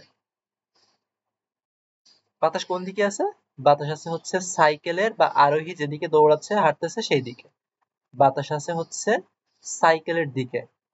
বাতাস আছে কোন দিকে? সাইকেলের দিকে। তার মানে আমরা যদি চিত্রের মাধ্যমে বলি এটা, এই দিকে বাতাস বইতেছে ভি এ, আবার এই দিকেই সাইকেল যাচ্ছে ভি সি। এদিকে সাইকেল যাচ্ছিল ভি সি, আর বৃষ্টি খাড়া এই নিচের দিকে পড়তেছে। বৃষ্টি কি করতেছে? খাড়া নিচের দিকে পড়তেছে। তাহলে সর্বদা কি করবা? আপেক্ষিক বেগ করবা। কার সাপেক্ষে করবা? এই গাড়ির সাপেক্ষে করবা, বা সাইকেলের সাপেক্ষে, বা আরোহীর সাপেক্ষে, ওটাকে উল্টাবা। তাহলে এই ভিসি ছিল এই দিকে, এইদিকে আমার ভিসি না ভিএ ছিল এইদিকে। কাকে উল্টাতে হবে? ভিসি কে উল্টাবো। তো এখান থেকে উল্টাই দিলাম আমি এই ভিসি কে। আর বৃষ্টি পড়তেছিল এই ভি আর খাড়া নিচের দিকে। এখন তোমার এখানে দুইটা জিনিস হতে পারে। এখানে কি বড় হবে? এখানে তোমার ভিসি বড় হবে। এই জায়গাটাতে তোমার ধরলাম কি ভিসি বাতাসের বেগ থেকে বড়, মানে সাইকেলের বেগ বা আরোহীর বেগ বাতাসের বেগ থেকে বড়। তখন এই জায়গায় তুমি লব্ধি কি পাবা এটার? দুইটা বিপরীত দিকে আছে, তাই দুইটা মিলে এখন আবার একটা হয়ে যাবে। যেহেতু বলছি আমরা ভিসি বড়, তার মানে এখানে তুমি কি পাবা? ভিসি মাইনাস ভিএ পাবা এই জায়গাটাতে। আর এইদিকে খাড়া নিচের দিকে কি ছিল? লব্ধি ভিআর। লব্ধি ছিল ভিআর, আর এখানে তুমি ভিসি মাইনাস ভিএ পাচ্ছ। ভিসি মাইনাস ভিএ পাচ্ছ। আর কোন দিকে পড়তেছে তাহলে? এই দিকে আসতেছে। ছাতা তোমাকে এইখানে ধরতে হবে। কত কোণে ধরতে হবে? থিটা কোণে। তাহলে তুমি এখান থেকে থিটা সমান কি বলবা? ট্যান ইনভার্স, নিচে ভিআর থাকবে, উপরে হবে কি? VC minus VA. কত কোণে ছাতা ধরতে হবে এটা আসছে। আর যদি তোমার বলে কত বেগে পড়ছে, তাহলে ভিআরসি। ভিআরসি ভিআরসি মানে কি? এখন আর কঠিন কিছু হবে না এটা ভিআরসি বের করা। ভিআরসি মানে কি? VR minus VC. VR minus VC. VRC মানে কি? VR minus VC. এটা হচ্ছে শেষমেশ আপেক্ষিক বেগ। তাহলে এখানে এই ভিআরসি মানে কিন্তু এইটা আর এইটা মিলে। তার মানে তুমি যদি এটাকে এই ভিআরসি বের করতে চাও, এইখানে যে মানটা আসবে ওই মানটা নিতে হবে, আর ভিআরটা নিতে হবে। ভিআরসি মান যদি বলে, এরকম যদি বলে যে বৃষ্টি কত বেগে পড়বে, সেই ক্ষেত্রে ভিআরসি বের করবা। ভিআরসি সমান তখন কি হবে? এইখানে যেটা থাকবে মানে ভিএসসি মাইনাস ভিএ করে যেটা আসবে, ধরো এটা আসছে বক্স, এই বক্সের স্কয়ার করে দিবা। আর এখান থেকে ভিআর এর স্কয়ার করতে হবে তোমার। যদি প্রত্যেকটা ক্ষেত্রে তোমার বৃষ্টির বেগ বের করতে বলে, প্রত্যেকটা ক্ষেত্রে যদি বৃষ্টির বেগ বের করতে বলে, তখন এই জিনিস তোমাকে অবশ্যই অবশ্যই দেখতে হবে। আচ্ছা, এবার আসো আমরা আরেকটা জিনিস একটু দেখবো। 2 নাম্বার পড়ছি, যদি বাতাস সাইকেলের দিকে থাকে, মানে যেদিকে সাইকেল যাচ্ছে সেই দিকে যদি বাতাস যায়, সেই ক্ষেত্রে আমাদের কি আসছে দেখছো? এখানে ভিসি মাইনাস ভি আসছে। ভিসি মাইনাস ভি আসছে ডিভাইডেড বাই আর আসছে। এখন বাতাস যদি বিপরীত দিকে থাকে, এরকম একটা তো হতে পারে।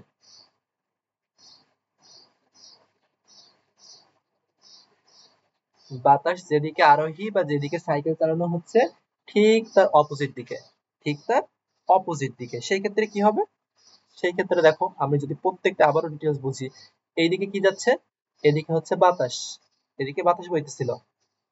আর ধরো আরোহী যাচ্ছিল এইদিকে, আর বৃষ্টি পড়তেছিল খালা নিচের দিকে। তাহলে এক্ষেত্রে কি করতে হবে? আমরা উল্টাবো কাকে? সব সর্বদা বা আপেক্ষিক কার সাপেক্ষে করব? গাড়ির সাপেক্ষে বা আরোহীর সাপেক্ষে বা সাইকেলের সাপেক্ষে। এইদিকে ভিএ ছিল, ভিসি এবার উল্টায় তুমি একই দিকে নিয়ে যাবা, এই জায়গায় ভিসি পাবা। আর এই বারবার কি পাবা? ভিআর পাবা। লব্ধি কোথায় আসবে? এইটাই হবে, এইটাই হবে তোমার ভিআরসি। তাহলে এখানে থিটা সমান তোমার কি হবে? ট্যান ইনভার্স, এইটা যদি থিটা হয়, নিচে তো ভিআর, উপরে কি হবে? দুটো একই দিকে আছে, তাহলে যোগ করে দিতে হবে VA plus VC. VA plus VC. তাহলে এই ছিল তোমার বাতাস এবং বৃষ্টি এবং ছাতার কনসেপ্ট। এখানে ছাতা, এই যে লব্ধি যেদিকে আসতেছে সেই দিকে কিন্তু তুমি ছাতা ধরবা। সব কয়টা ক্ষেত্রে লব্ধি যেদিকে আসতেছে সেই দিকে কিন্তু তোমাকে ছাতা ধরতে হবে। এইখানেও তোমাকে ছাতা ধরতে হবে। এই তা বৃষ্টি ছাতার কনসেপ্ট আমরা শেষ করছি। এবার আসো গাড়ির কাজ পেঁচা।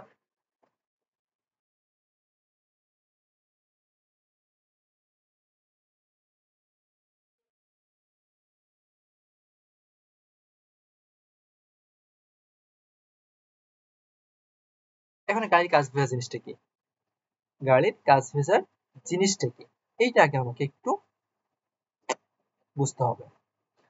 এখন এইখানে আমার প্রশ্ন থাকে সাধারণত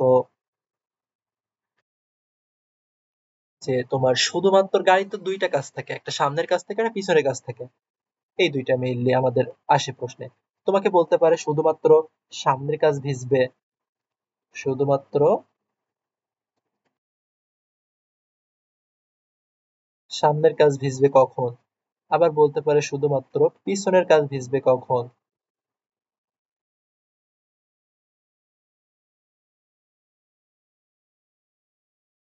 আবার বলতে পারে তোমার দুই কাজই ভিজবে কখন।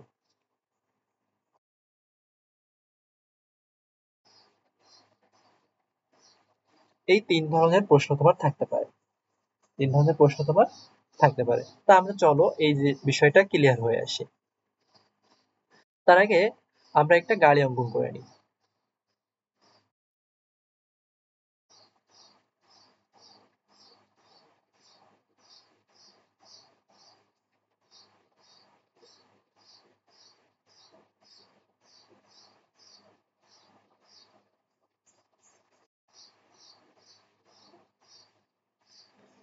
এটা মনে হয় একটা গাড়ি, এই গাড়ি এটা তুমি ধরো সামনের কাজ,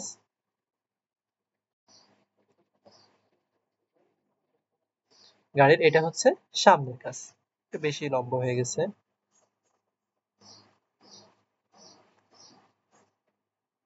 এই গাড়ির সামনের কাজ, তাহলে সচরাচর এইটা হবে গাড়ির পিছনের কাজ। বৃষ্টি আমরা বলি খাড়া নিচের দিকে পড়বে এই ভিআর বেগে, খাড়া নিচের দিকে পড়বে এটা ভিআর বেগে। এই জায়গায় তোমার বেশ কতগুলো জিনিস দেওয়া থাকবে, একটা তো বৃষ্টির বেগ দেওয়াই থাকবে, আর এটা কি থাকবে, এই গাড়ির তো একটা নিজস্ব বেগ থাকবে, সেটাকে আমরা বললাম ভিসি, গাড়ির বেগটা এইদিকে গতিশীল। আরেকটা জিনিস তোমার অবশ্যই দেওয়া থাকবে এইখানে, ভিএ বাতাসের বেগ, এটাকে আমি কি বলতেছি বাতাসের বেগ। এখন প্রশ্নে তোমার সব সময়ই তোমার থাকার সম্ভাবনা সব থেকে বেশি হচ্ছে বাতাসের বেগ কোন দিকে থাকবে, গাড়ি যেদিকে যাচ্ছে ঠিক তার ওই সেই দিকে থাকবে। অন্যদিকে কেন দিবে না, অন্যদিকে দিবে না তার কারণ হচ্ছে যদি এই বাতাসের বেগ আর গাড়ির বেগ বিপরীত দিকে দেওয়া হয় তাহলে সর্বদা গাড়ির সামনের কাজ ভিজবে, পিছনের কাজ কখনোই ভিজবে না, পিছনের কাজ কখনোই ভিজবে না। প্রমাণটা আমি একটু পরে বলছি সেই জন্য ওইটা কেন থাকবে না। তাই প্রথমে আসো আমরা কি বললাম, গাড়ি যেদিকে যাচ্ছে বাতাসও যদি সেই দিকেই প্রবাহিত হয়, গাড়ি যেদিকে যাচ্ছে বাতাসও সেই দিকে যদি প্রবাহিত হয়। এখন কথা হচ্ছে আমার এখানে কি বলবে, যে এই গাড়ির কোন কাজ কখন ভিজবে, এইটাই তো হচ্ছে আমার কথা, গাড়ির কোন কাজ কখন ভিজবে। তো দেখো তুমি চিন্তা করো, সাধারণভাবে একটা চিন্তা করো, যদি যদি তোমার এই গাড়ির সাপেক্ষে, গাড়ির সাপেক্ষে বৃষ্টির বেগ, গাড়ির সাপেক্ষে যে বৃষ্টির বেগ যদি এই বরাবর আসে, গাড়ির সাপেক্ষে বৃষ্টির বেগ মানে ভি আর সি, যদি এটা এই বরাবর আসে তখন কি হবে, সামনের কাজটা ভিজবে। আবার যদি তোমার এই গাড়ির সাপেক্ষে বৃষ্টির বেগ এই বরাবর আসে তখন তোমার পিছনের কাজ ভিজবে। আর যদি গাড়ির সাপেক্ষে বৃষ্টির বেগ সোজা নিচের দিকে পড়ে তখন তোমার উভয় কাজই ভিজবে। এই তো, এইটাই তো আমার কথা। সাপেক্ষে কার করব, গাড়ির, সর্বদা কার সাপেক্ষে করতে হবে, গাড়ির সাপেক্ষে করতে হবে সর্বদা, এই কথাটা আমাকে খুব ভালোভাবে মনে রাখতে হবে, সর্বদা আমরা গাড়ির সাপেক্ষে করব। এখন আসো এইটাকে এবার আমরা এইখানে নিয়ে আসি, এই জায়গায় করি। এইদিকে কি ছিল, এইদিকে ছিল আমার ভি এ বাতাসের বেগ,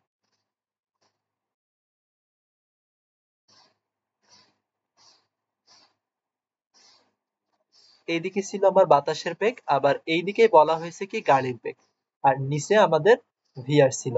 এখন ভি এ বাতাসের বেগ যেভাবে আছে সেইভাবে থাক, আমরা কাকে উল্টাবো, ভিসি কে উল্টাবো, কারণ তার সাপেক্ষে কোন দিকে আসবে ভিসি, এই দিকে আসবে ভিসি, আর এইদিকে কি হবে, এইদিকে হবে ভিআর। এখানে তোমার দুইটা জিনিস হতে পারে, কি হতে পারে, ভিসি বড় হতে পারে মানে গাড়ির বেগ বড় হতে পারে, বাতাসের বেগ কম হতে পারে, আবার অন্য ক্ষেত্রে গাড়ির বেগ বেশি হতে পারে, গাড়ির বেগ কম হতে পারে, বাতাসের বেগ বেশি হতে পারে। তো এই ক্ষেত্রে তুমি ধরে নাও, তোমার প্রশ্নে ধরো দেওয়া আছে বাতাসের বেগটা কম গাড়ির বেগটা বেশি, এই ক্ষেত্রে যদি এরকম হয়, যদি তোমার এইরকম হয়, সেই ক্ষেত্রে দুইটার লব্ধি কি হবে, যেহেতু দুইটা ভেক্টর বিপরীত দিকে আছে, তুমি দুইটা ভেক্টর লব্ধি কি পাবা? লব্ধি কোন দিকে হবে? বড় বলছো ভিসি। কাকে বড় বলছো? ভিসি কে বড় বলছো। লব্ধি তো হয় ভিসি মাইনাস ভি এ। কোন দিকে হবে? বড়টার দিকে। আমরা কিন্তু দিক বলছিলাম, ভেক্টর বিয়োগের ক্ষেত্রে দিক কোনটা বলছিলাম? বড়টার দিকে দিক হবে।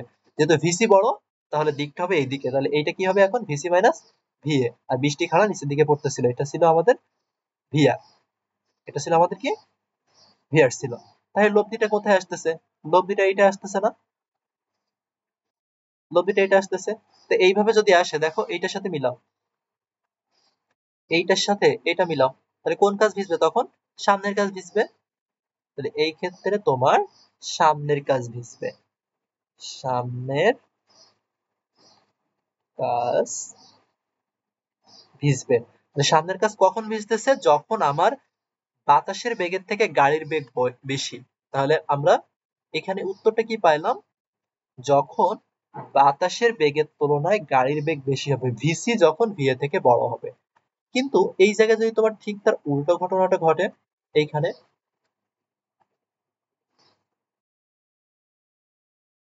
এখানে ধরো তোমার কি বলা হয়েছে এবার? এবার আর তোমার ভিসি বড় না, এবার তোমার ভি এ বড়। ভিসি এখানে কি হবে? ভি এ বড়। তাহলে ভি এ বড় হলে এই দুইটা ভেক্টর বিপরীত দিকে গিয়ে আসে, লব্ধি কোন দিকে যাবে? এই বড়টার দিকে। ভি এ বড় বলতেছো, তার মানে তখন তোমার এখানে কি হবে? V A minus VC. আর এখানে তখন আসবে কি? V R. আচ্ছা, কত কোণে বৃষ্টি পড়বে?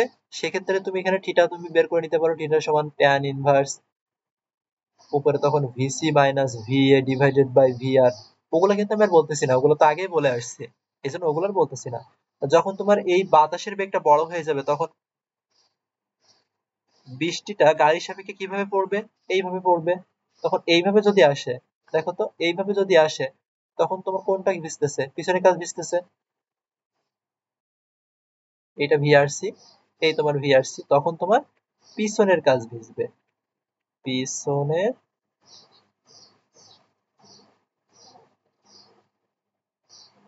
তার মানে পিছনের কাজ ভেজার সত্ত্ব আমরা কি পাইলাম? যখন আমাদের বাতাসের বেগ গাড়ির বেগের থেকে বেশি হয়ে যাচ্ছে।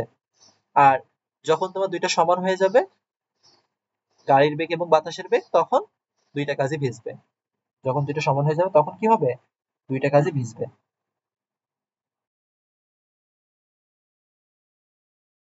কারণ কি? তখন ভি, এই জায়গায় তখন তোমার কি হবে? ভি এ মাইনাস ভিসি একে অপরকে কেটে দিবে না? কারণ জিরো আসবে, তখন শুধু বৃষ্টি উলম্ব ভাবে পড়বে। আর বৃষ্টি যখন উলম্ব ভাবে পড়বে, তখন তো তোমার সামনের এবং পিছনে উভয় কাজই তোমার কি হবে? উভয় কাজই তোমার ভিজে যাবে। এখন যেটা বলছিলাম, এই বাতাসের বেগ, কি বলছিলাম এখানে? বাতাসের বেগ গাড়ির দিকে,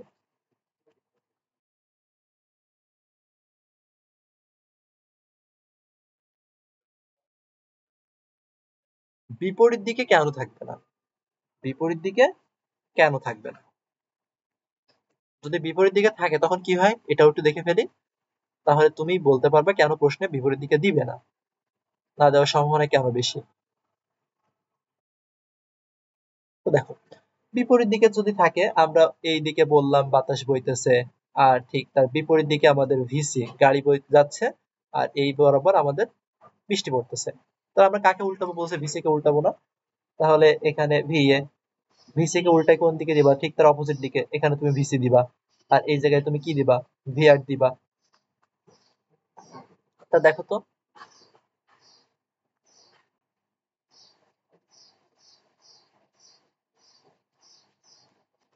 এখানে তুমি কি করছো? এই জায়গায় কিন্তু তুমি গাড়িকে কোন দিকে নিছো? এই জায়গায় কিন্তু তুমি গাড়িকে বলতেছো, গাড়িটা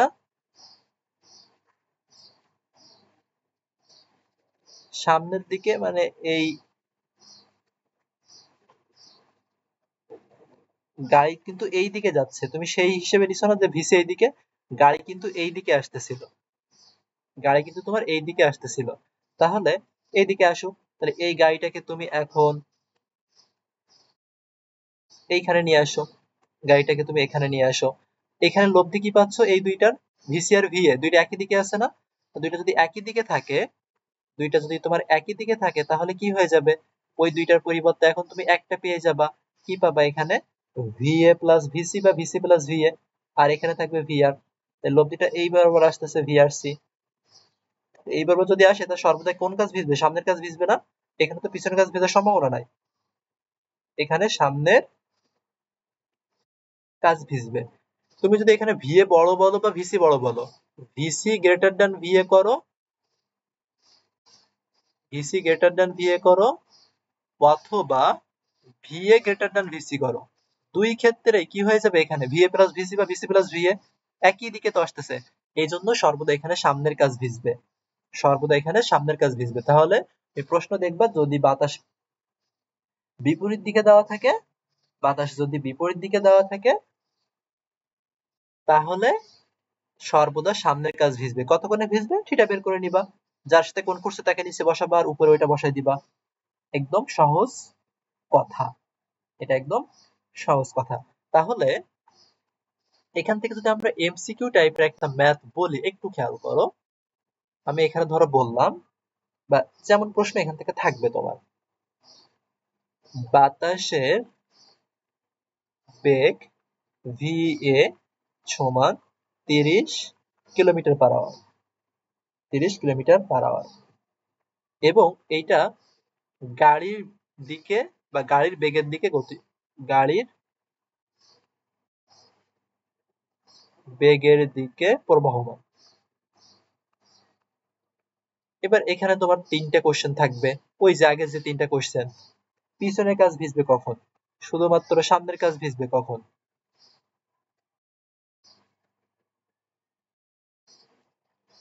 শুধুমাত্র সামনের কাজ ভিজবে কখন, শুধুমাত্র পিছনের কাজ ভিজবে কখন, আর উভয় কাজ ভিজবে কখন। তাহলে দেখো আমরা বলছি সামনের কাজ ভিজা শর্ত কি? গাড়ির বেগ বেশি হতে হবে, গাড়ির বেগ বেশি হতে হবে কার থেকে? বাতাসের বেগের থেকেও। তার মানে ভিসি গ্রেটার দ্যান 30, তার মানে 30-এর উপরে যতগুলো মান থাকবে সবগুলো হবে, 30 হওয়া যাবে না। আমাদের শর্ত কি ছিল? VC greater than VA. পিছনের কাজের শর্ত কি ছিল? বাতাসের বেগ বেশি হতে হবে, গাড়ির বেগ কম হতে হবে। তার মানে এখানে কি হবে? 30-এর থেকে কম মান হতে হবে গাড়ির বেগ। আর যখন উভয় কাজ ভিজবে তখন কি বলছিলাম? গাড়ি এবং বাতাস দুইজনের সমান হতে হবে, ভিসি আর ভিএস সেম হতে হবে। তার মানে এখানে কি হতে হবে? গাড়ির বেগও কত ধরছে? 30, তাহলে গাড়ির বেগও এখানে 30 কিলোমিটার পার হতে হবে, 30 কিলোমিটার পার আওয়ার হতে হবে। এই ছিল কিন্তু 20 20 প্রথমে কি পড়ছি? নদী নৌকা পড়ছি, সব কিন্তু বংশ দিয়ে করা যায়। আমরা তারপরে পড়ছি হচ্ছে ছাতা বৃষ্টি পড়ছি, এরপরে আমরা এই গাড়ির কাজ থেকে ম্যাথমেটিক্যাল টার্ম গুলা দেখে ফেলছি।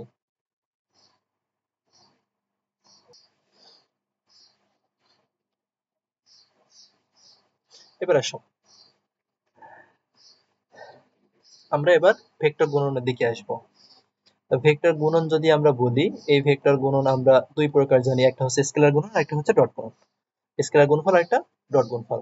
তাহলে আমরা ধরলাম এ একটা ভেক্টর, এ ভেক্টর সমান তোমার দেওয়া আছে এখানে X I cap, A Y J cap, and A Z K cap.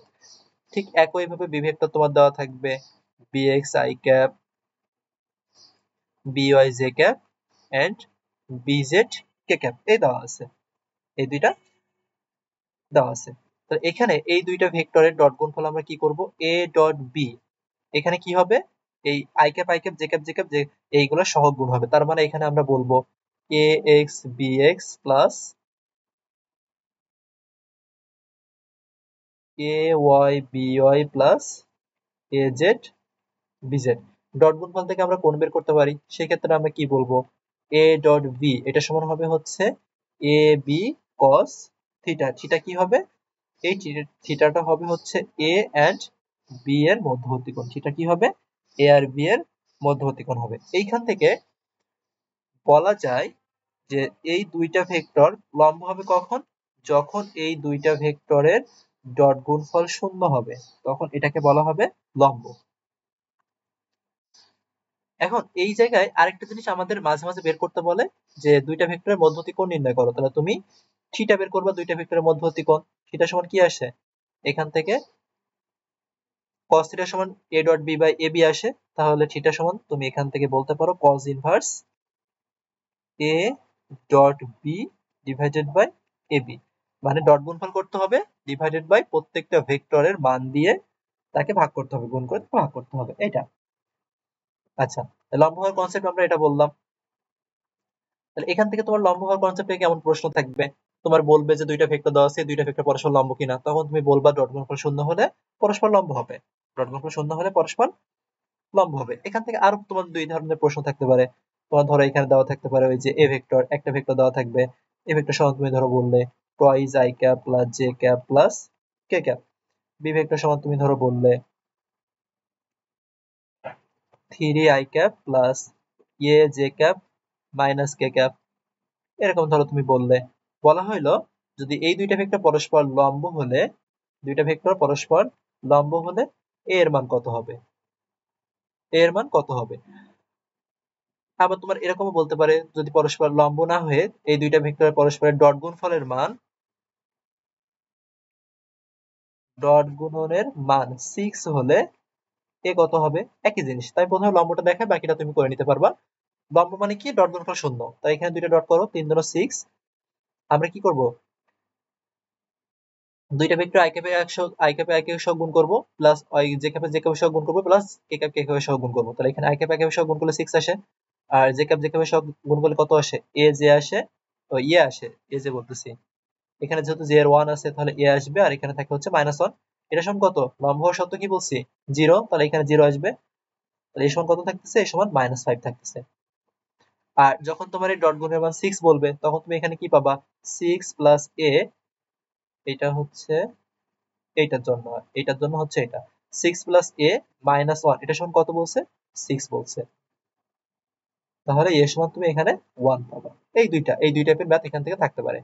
আচ্ছা, তাই আর এই স্কেলার গুণন থেকে আরেকটা জিনিস তোমার থাকতে পারে, একটা না দুইটা জিনিস থাকবে, সেটাও আমরা একটু দেখি।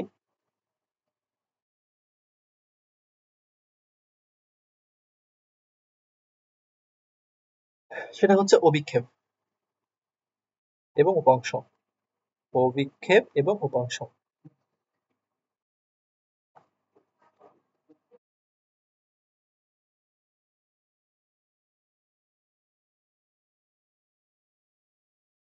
এই হচ্ছে এ ভেক্টর, আর এটা হচ্ছে B vector. A vector and B vector, দুইটা ভেক্টর এখানে চিটাকোণ করে আছে। উপর থেকে লাইট ফেললে এই এ ভেক্টরের উপর যে ছায়াটা পড়বে এটাই হচ্ছে অভিক্ষেপ। এটা কি হবে? অভিক্ষেপ। এতটুকুই কি? এই যে এতটুকু, এই এতটুকুই হচ্ছে আমার অভিক্ষেপ। কার অভিক্ষেপ? বি এর অভিক্ষেপ। লাইট ফেলতেছে কার উপরে? এখানে টর্চ লাইট ফেলতেছে বি এর উপরে, তাহলে বি এর অভিক্ষেপ। যার অভিক্ষেপ তাকে কি বলবো? তার সাথে কস দিয়ে দিব, বি কস থিটা। যার অভিক্ষেপ বি কস থিটা। কার বরাবর? এ বরাবর। কার বরাবর? এ বরাবর। তাহলে লেখাটা হবে এরকম, এ বরাবর বা এর উপর, একই কথা কিন্তু। এ বরাবর বা এর উপর, এ বরাবর বি এর অভিক্ষেপ, এ বরাবর বি এর অভিক্ষেপ। যার অভিক্ষেপ বলবে, কি বলছি? তার সাথে কস দিতে হবে, বি কস থিটা। এবার উপরে একটা এ গুণ করো, নিচে একটা এ গুণ করো, তাহলে উপরে পাবা তুমি A B cos theta divided by A. A B cos theta মানে কি? A vector dot B vector divided by A vector. এটা কিন্তু একটা সূত্র। তার মানে কি দেখছো? যে যার বরাবর বলতেছে তাকে ভাগ করতে হবে, তার মান দিয়ে ভাগ করতে হবে। উপরে ডট গুণফল, যার বরাবর বলবে তার মান দিয়ে আমরা ভাগ করব, তার মান দিয়ে ভাগ করব। আচ্ছা, তাহলে এটা অভিক্ষেপ গেল। তাহলে এটা নিয়ে আর তেমন কিছু বলার নাই। এবারে উপাংশ।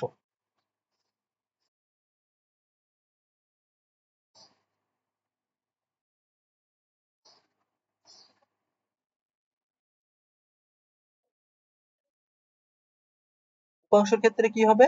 এই একই জিনিস, এ এর উপর বা এ বরাবর বি এর উপাংশ কত হবে? এ বরাবর বি এর উপাংশ কত হবে? এই জিনিসই আমি যদি এখানে বলি,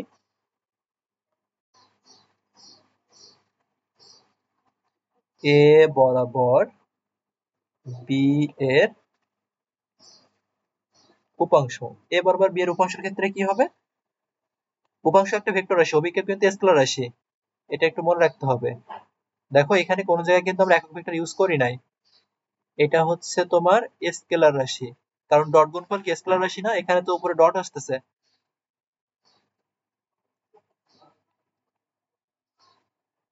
আমরা এখানে কোন টপিক করছি? এটা হচ্ছে ডট গুণের টপিক করছি। ডট গুণন হচ্ছে আমার স্কেলার রাশি,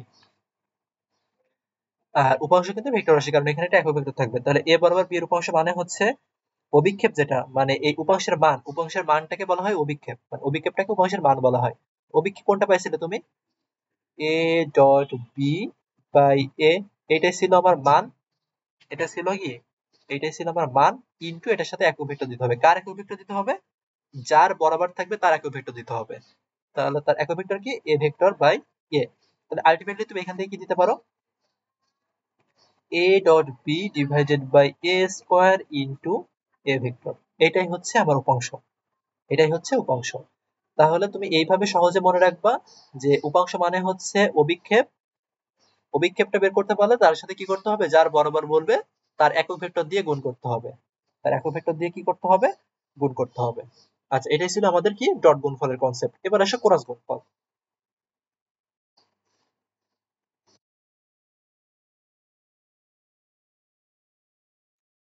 বা আমরা কি বলতে পারি ভেক্টর গুণফল বলা যায়, এটাকে ক্রস গুণফল বা বলা যায়, বা ভেক্টর গুণফল বলা যায়। তো এই ক্রস গুণফলটা কি করে করতে হয়? ওই একই ভাবে এই প্রিভিয়াস পেজে যে আমরা এখানে করছি, এই দুইটা ভেক্টর, এই দুইটা ভেক্টরই আমরা নিই এখানে।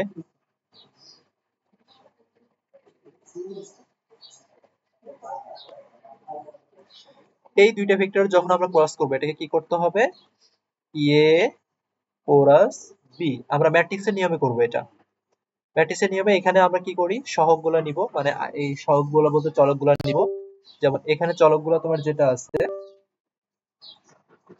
I cap, J cap, K cap. প্রথম ভেক্টর যেহেতু এখানে প্রথমে এ আছে, প্রথম ভেক্টরটা এখানে নিবা, এ এক্স নিবা, বি ওয়াই নিবা, এখানে কি নিবা? না, X A Y A Z, X A Y A Z নিবা। তারপরে আরেকটা যেটা দেওয়া আছে বি এক্স বি ওয়াই, এখানে বিজেড নিবা। তো ম্যাট্রিক্সের নিয়মে করবা যে এই বরাবর সারি কলাম বাদ দিবা আই ক্যাপ ইনটু, আমি এটা দেখাচ্ছি না, এটা দেখানোর প্রয়োজন আছে বলে মনে হয় না, এটা সবাই অনেকবার করে করছো। এখন এখানে বেশ কতগুলো জিনিস তোমাকে মনে রাখতে হবে। সেটা হচ্ছে এই দুইটা ভেক্টর সমান্তরাল হওয়ার শর্ত। দুইটা ভেক্টর সমান্তরাল হওয়ার শর্ত কি? যদি আমরা ক্রস গুণফলের মান 0 পাই তাহলে সেটাকে বলবো সমান্তরাল হবে। মান বের করে বলবো ক্রস গুণফলের মান। ক্রস গুণফল কি রাশি? ক্রস গুণফল তো একটা ভেক্টর রাশি। তাহলে ক্রস গুণফলের এখান থেকে করে তুমি একটা ভেক্টর রাশি পাবা, পাওয়ার পরে ওটার কি করতে হবে? মান বের করতে হবে। মানটা যদি শূন্য আসে তাহলে বলবা এটা সমান্তরাল। আর এমসিকিউ করার জন্য কি করতে হবে? এ এক্স বাই, মানে আই ক্যাপ আই ক্যাপের সহগে অনুপাত করতে হবে, এক্স বাই বি এক্স চিহ্ন সহ, A Y by B Y A Z by B Z. এই এইটুকু জিনিস একটু মনে রাখতে হবে। আর কি, যদি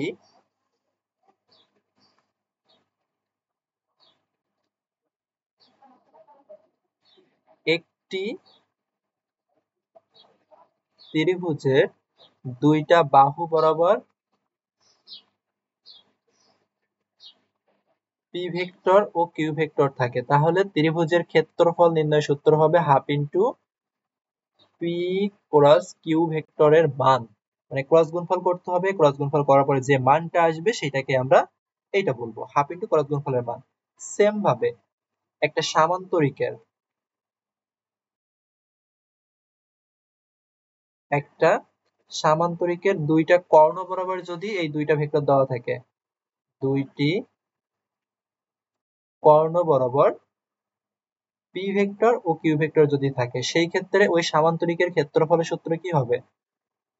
হাফ ইন্টু ক্রস গুণফলের মান। হাফ ইন্টু ক্রস গুণফলের মান। আরেকটা টাইপের ম্যাথমেটিক্যাল টার্ম তোমার এখানে থাকতে পারে, সেটা হচ্ছে একটা সামান্তরিকের দুইটা সন্নিহিত বাহু বরাবর যদি দেওয়া থাকে, একটা সামান্তরিকের দুইটা সন্নিহিত বাহু বরাবর দুইটা ভেক্টর পি ও কিউ যদি দেওয়া থাকে, সেই ক্ষেত্রে আমরা ত্রিভুজে ওই সামান্তরিকের ক্ষেত্রফল কি বলবো? কোরাস গুণফলের মানের সমান। সামান্তরিকের ক্ষেত্রফল কি হবে? কোরাস গুণফলের মানের সমান।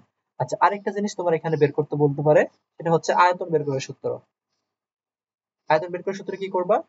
যে কোনো একটা ভেক্টরের সাথে ক্রস গুণ, দুইটা ভেক্টরের ক্রস গুণফল করবা, অপোজিটের সাথে ডট গুণফল করবা। দুইটা ভেক্টর ক্রস গুণফল করে অপোজিটের সাথে কি করবা? ডট গুণফল করবা। A dot B cross C, বা A cross B dot C, এই A dot B cross C বা A cross B dot C. আচ্ছা, তাহলে আমরা আলোচনা করতেছিলাম হচ্ছে ক্রস গুণফল নিয়ে। তাহলে এই ক্রস গুণফল নিয়ে আমরা ক্রস গুণফল বললাম একটা ভেক্টর রাশি। তো ভেক্টর রাশিতে একটা দিক থাকবে অবশ্যই, দিকবিহীন তো ভেক্টর রাশি হয় না, অবশ্যই ভেক্টর রাশির একটা দিক থাকবে। এখন আরেকটা জিনিস এখান থেকে বের করতে বলে, সেটা দিয়ে আমরা দিকটা বুঝাবো। লম্ব একক ভেক্টর, লম্ব একক ভেক্টর এ এন্ড বি দুইটা ভেক্টর দিয়ে বলবে তো এটা লম্ব একক ভেক্টর নির্ণয় করো। দুইটা ভেক্টরের লম্ব দিকে একটা একক ভেক্টর নির্ণয়, লম্ব দিকে একটা একক ভেক্টর নির্ণয়। ধরো এ হচ্ছে একটা এ ভেক্টর আর এ হচ্ছে একটা বি ভেক্টর। এটা লম্ব দিক বলতে কোনটা? এই উপরের দিকে একটা হতে পারে লম্ব, এই উপরের দিকে একটা, এই নিচের দিকে আরেকটা হতে পারে। যদি এ কে তুমি বি এর দিকে ঘোরাও, তখন এটা কোন দিকে উঠবে? উপরের দিকে উঠবে। তখন এটার একক ভেক্টর কি হবে? এ কোরাস বি বাই ওই কোরাস গুণফলের মান। এটাই হচ্ছে আমার লম্ব একক ভেক্টর পজিটিভ দিকে। সেম ভাবে তুমি বি কে যদি এর দিকে ঘোরাও বা এটা নেগেটিভ দিকে, কি আসবে? এটা কাপ সমান এখানে তোমার চলে আসবে A cross B divided by negative আসবে এটা। এই জন্য দেখবা আমরা এই লম্ব দিকে একক ভেক্টরের ক্ষেত্রে আমরা লিখি ইটা ক্যাপ সমান plus minus A cross B by modulus of A cross B. একটা কথা এখান থেকে মনে পড়লো, এই কোরাস গুণফল নিয়েই, এই এ ভেক্টর, এটা হচ্ছে বি ভেক্টর। এখান থেকে তুমি যদি এ কে বি এর দিকে ঘোরাও, তাহলে দিকটা কোন দিকে উঠতেছে? উপরের দিকে। এটা ধরো সি ভেক্টর ধরলে। আবার বি কে যদি তুমি এর দিকে নিয়ে আসো, তাহলে এটা নিচের দিকে আসবে, এটা তুমি ডি ভেক্টর ধরলে। সি ভেক্টর এন্ড ডি ভেক্টরের মধ্যবর্তী কোণ কত হবে? 180 ডিগ্রি। দেখো এক সরল কোণ না, এটা 180 ডিগ্রি। এ এর সাথে সি এর কোণ 90 ডিগ্রি, বি এর সাথে সি এর কোণ 90 ডিগ্রি, ডি এর সাথে এর কোণ 90 ডিগ্রি, ডি এর সাথে বি এর কোণ 90 ডিগ্রি। দেখে মনে হচ্ছে না, কিন্তু এরা কিন্তু 90 ডিগ্রি করে হবে, 90 ডিগ্রি করে হবে। আচ্ছা, এবার আসো আমরা একটু একক ভেক্টরের ডট গুণন স্কেলার গুণন দেখি। একক ভেক্টরের ডট ও স্কেলার গুণন। দেখো, আমি সিম্পল একটা দুইটা বুঝাবো। আই ডট জে, এটা মানে কি? তুমি সিম্পল যদি এ ডট বি করো, তুমি কি পাও? এ বি কস থিটা পাও, তাই না? ঠিক এই সেম জিনিসটা আমরা এখানটাতে অ্যাপ্লাই করব। আই ডট জে মানে আমি এখানে কি পাবো? I into J into cos. I x অক্ষ বরাবর থেকে, জে ওয়াই অক্ষ বরাবর থেকে, দুইটা ভেক্টরের মধ্যবর্তী কোণ কত? 90 ডিগ্রি। তাই cos 90 এর মান কত? 0। তাই টোটালটা 0 আসতেছে।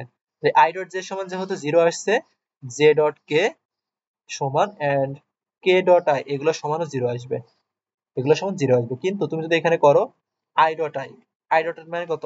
আই একক ভেক্টরের মান 1, আরেকটা একক ভেক্টরের মানও 1, তখন হবে cos 0 ডিগ্রি। cos 0 এর মান কত? 1।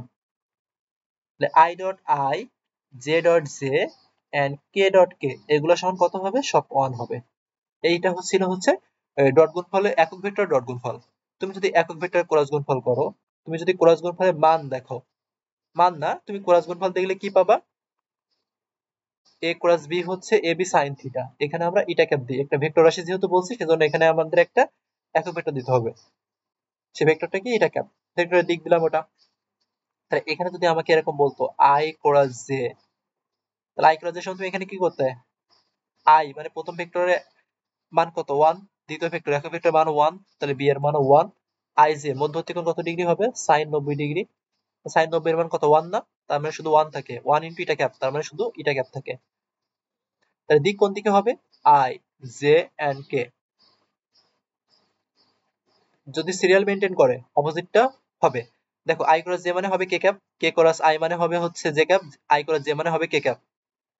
কিন্তু উল্টা হয়ে গেলে i ক্রস k মানে নেগেটিভ দিকে আসবে, উল্টা হয়ে যাচ্ছে, তখন নেগেটিভটা হবে। i cross j serial maintain করছে, i এর পরে j, j এর পরে k, k এর পরে i। এইভাবে যদি সিরিয়াল মেইনটেইন করে তাহলে সর্বদা পজিটিভ আসবে। i ক্রস j অপোজিটটা দিবা, i এর j তুমি অপোজিটটা প্রথমে লিখবা। দিক কোনটা হবে অপোজিটটা আগে লিখবা, দিক কোনটা হবে আগে অপোজিটটা লিখবা, i j এর অপোজিট কি, কে বাকি আছে সেটা দিবা। নেগেটিভটা পজিটিভ হবে। যদি সিরিয়াল মেইনটেইন করে i এর পরে j, j এর পরে k, k এর পরে যদি i, এভাবে সিরিয়াল মেইনটেইন করে তাহলে এটা পজিটিভ। কিন্তু যদি তুমি এখানে বলতে j ক্রস i, সিরিয়াল তো ব্রেক করছে, তখন এখানে আসতো মাইনাস কে ক্যাপ, তখন এখানে আসবে কি মাইনাস কে ক্যাপ। তাহলে i ক্রস j,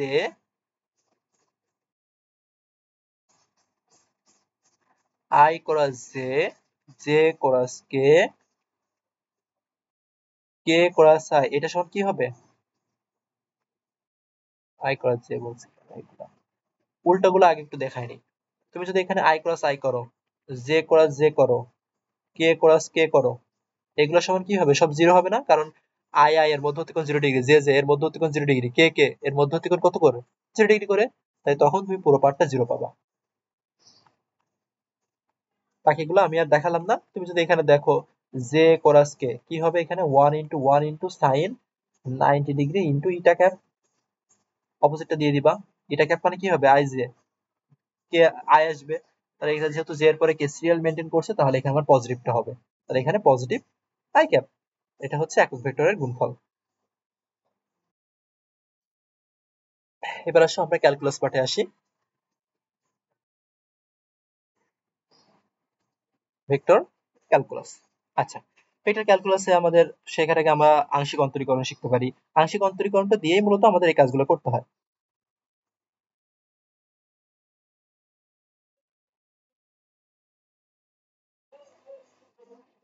আংশিক ডিফারেন্সিয়েশন, এই জিনিসটা আবার কি, এই জিনিসটা আবার কি, ধরো একটা function X Y Z, X Y Z, এটা দেওয়া আছে তোমার X square Y plus Y square Z X, এরকম দেওয়া আছে এই ফাংশনটা। এখানটা কি করতে পারি, এক্স এর সাপেক্ষে ওয়াই এর সাপেক্ষে জেড এর সাপেক্ষে অন্তরীকরণ করতে হতে পারে এটাকে। আংশিক অন্তরীকরণ ডিডিএক্স অফ এফ, তুমি এক্স এর সাপেক্ষে এইটাকে অন্তরীকরণ করো, এক্স এর সাপেক্ষে এক্স টাকে অন্তরীকরণ করলে এক্স টা হবে চলক, বাকি সবাই ধ্রুবক আংশিক অন্তরীকরণের ক্ষেত্রে। তাহলে ওয়াইটা ধ্রুবক, ওয়াইটা সামনে থাকবে, আর এক্স এর সাপেক্ষে এক্স এর করলে কত থাকে 2x থাকে। সেম ভাবে এক্স কে তুমি এটা দিয়ে করো, এক্স এর সাপেক্ষে এক্স এ করলে বাকিটা সবাই চলক, তাহলে এখানে ওয়াই জেড স্কয়ার থাকবে, এক্স এর সাপেক্ষে এক্স এ করলে 1 থাকে, ওইটা আর আমরা দিলাম না।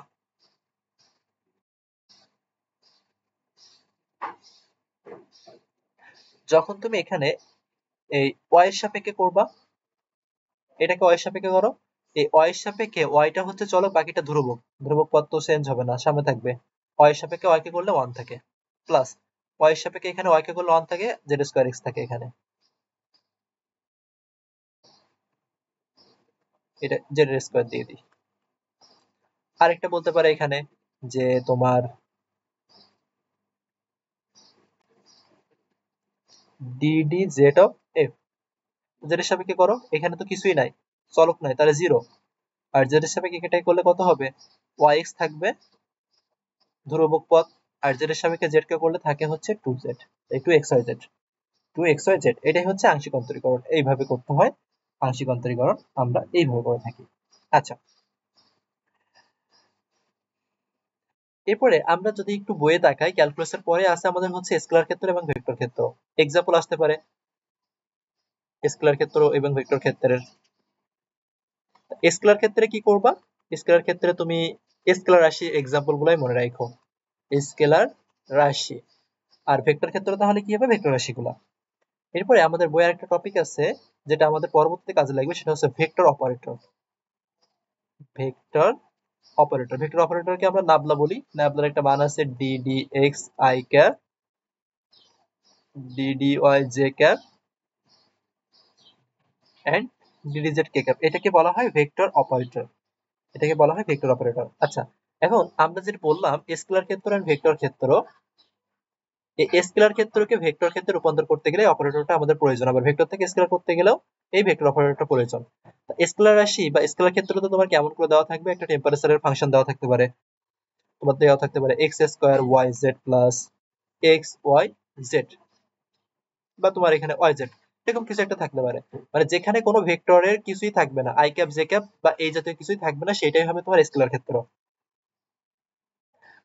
স্কেলার ক্ষেত্র। এবার আসো আমরা বলতে পারি এখানে ভেক্টর ক্ষেত্র। ভেক্টর ক্ষেত্র তোমার একটা ভেক্টরই থাকবে, ধরো একটা ভি ভেক্টর থাকলো, সেখানে তোমার থাকলো X Y square I cap Y Z square J cap, তারপরে তোমার এখানে থাকতে পারে X Y Z K cap, এরকম থাকতে পারে। এইটাই হচ্ছে ভেক্টর ক্ষেত্র।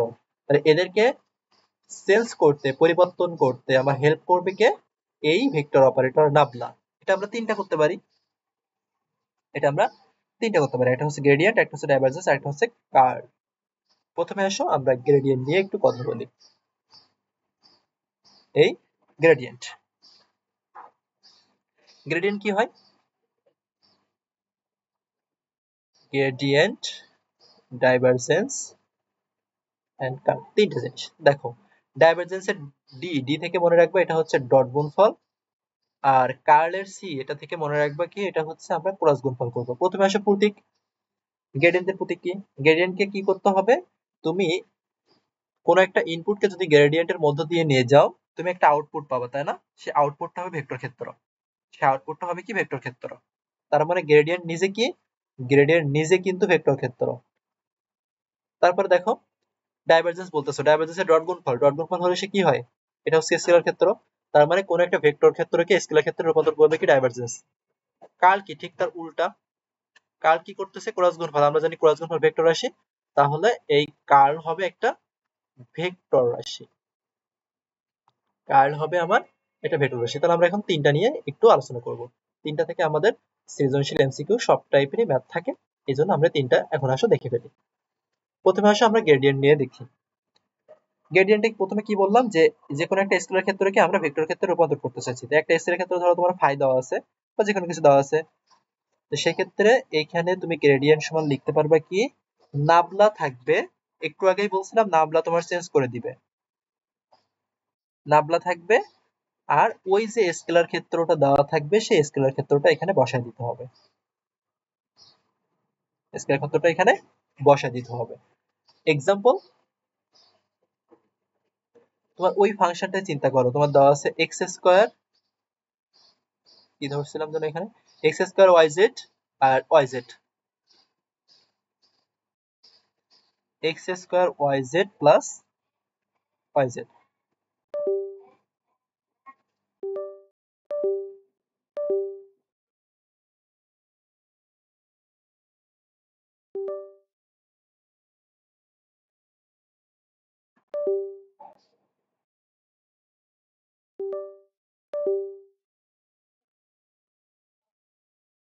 এখানে তোমার এটা যদি গ্রেডিয়েন্ট বের করতে বলে, তুমি এখানে লিখলে গ্রেড টি, অথবা এটাকে তুমি লিখবে কি ন্যাবলা টি, ন্যাবলা এখানে বসাবা DD X I cap DD Y J cap and DD Z K cap. আর কি বসাতে হবে? আর ওই যে টি যেটা দেওয়া আছে, X square Y Z and Y Z. এইবার কি করতে হবে এখানে, এবার কি করতে হবে, এই যে পার্টটা, এইটা দিয়ে কি করতে হবে, এইটা দিয়ে এই পুরোটাকে আংশিক অন্তরীকরণ করতে হবে। সেম ভাবে এইটা দিয়ে এই দুইটাকেই তোমার আংশিক অন্তরীকরণ করতে হবে, আবার এইটা দিয়ে এইটাকে আংশিক অন্তরীকরণ করতে হবে। তাহলে তুমি তখন এই ভেক্টর ক্ষেত্রটা পাবা। তা করলে কি আসবে এখানে, এক্স এর সাপেক্ষে এটাকে করো, এক্স এর সাপেক্ষে এটাকে করলে কত হবে, two X, two X Y Z, two X Y Z. X এর সাপেক্ষে এটাকে করলে কত থাকবে, জিরো থাকবে, কিছুই তো নাই, এটা জিরো থাকবে।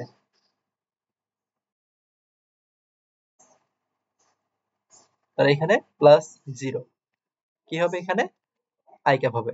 এবার ওয়াই সাপেক্ষে আসো, এই ওয়াই দিয়ে যদি এটাকে করো, এটাকে করলে কত থাকবে, ওয়াই সাপেক্ষে ওয়াই কে করলে 1 থাকে, আর এক্স স্কয়ার যেটা ধ্রুবক, তাহলে প্লাস তুমি এখানে এক্স স্কয়ার জেড পাবা, আর এখানে y এর সাপেক্ষে y কে করলে 1 থাকে, আর z তো ধ্রুবক সামনে থাকবে, তাহলে x square z plus z, এখানে হবে j ক্যাপ প্লাস এটা দিয়ে এই দুইটাকে করতে হবে, z দিয়ে এটাকে করলে কত থাকে, x স্কয়ার y থাকে, আর z দিয়ে এটাকে করলে শুধু y থাকে, তাহলে x square y plus y, এটা হবে k ক্যাপ। তাহলে এইভাবে মূলত একটা স্কেলার ক্ষেত্রকে ভেক্টর ক্ষেত্রে রূপান্তর করতে হয়।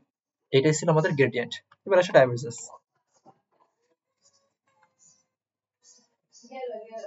ডাইভারজেন্স আসে। ডাইভারজেন্স কি? আমি প্রথমেই বলছি ডাইভারজেন্স একটা হচ্ছে স্কেলার ক্ষেত্র। কেন স্কেলার ক্ষেত্র? কারণ এখানে আমাদের ডট গুণফল করতে হবে। ডট গুণফল হচ্ছে একটা স্কেলার রাশি। ডট গুণফল হচ্ছে একটা স্কেলার রাশি। তাই এটা কিভাবে প্রকাশ করতে পারি আমরা? তাই div এরকম ভাবে লিখতে পারি। এইটা মানে কি? ডট গুণফল। ওই যে নাবলা থাকতেছে ভেক্টর অপারেটর, এর সাথে যে ভেক্টরটা দেওয়া থাকবে ওই ভেক্টর ক্ষেত্রটা ডট গুণফল করতে হবে। সেই ভেক্টর ক্ষেত্রটা যদি আমরা এ ধরি, এই ডাইভারজেন্স তোমার তিন প্রকার হতে পারে: পজিটিভ, নেগেটিভ, পজিটিভ হতে পারে, নেগেটিভ হতে পারে এবং শূন্য হতে পারে। যদি শূন্য হয় এটাকে বলবো আমরা সলিনয়েডাল। ডাইভারজেন্স শূন্য হলে সেটাকে বলতে হবে কি? সলিনয়েডাল। পজিটিভে কেমন চিত্র হতে পারে? আচ্ছা, এটা কেমন চিত্র হবে? ধরো এই হচ্ছে ক্ষেত্রটা, এর মধ্যে চিত্র দেখে কিন্তু এগুলো আবার অ্যান্সার করতে হয়। ধরো এই হচ্ছে আমার ক্ষেত্র, এর মধ্য দিয়ে যতটুকু ঢুকবে ঠিক সেইভাবেই যদি বের হয়ে যায়, এটার ক্ষেত্রে ডাইভারজেন্স শূন্য হবে।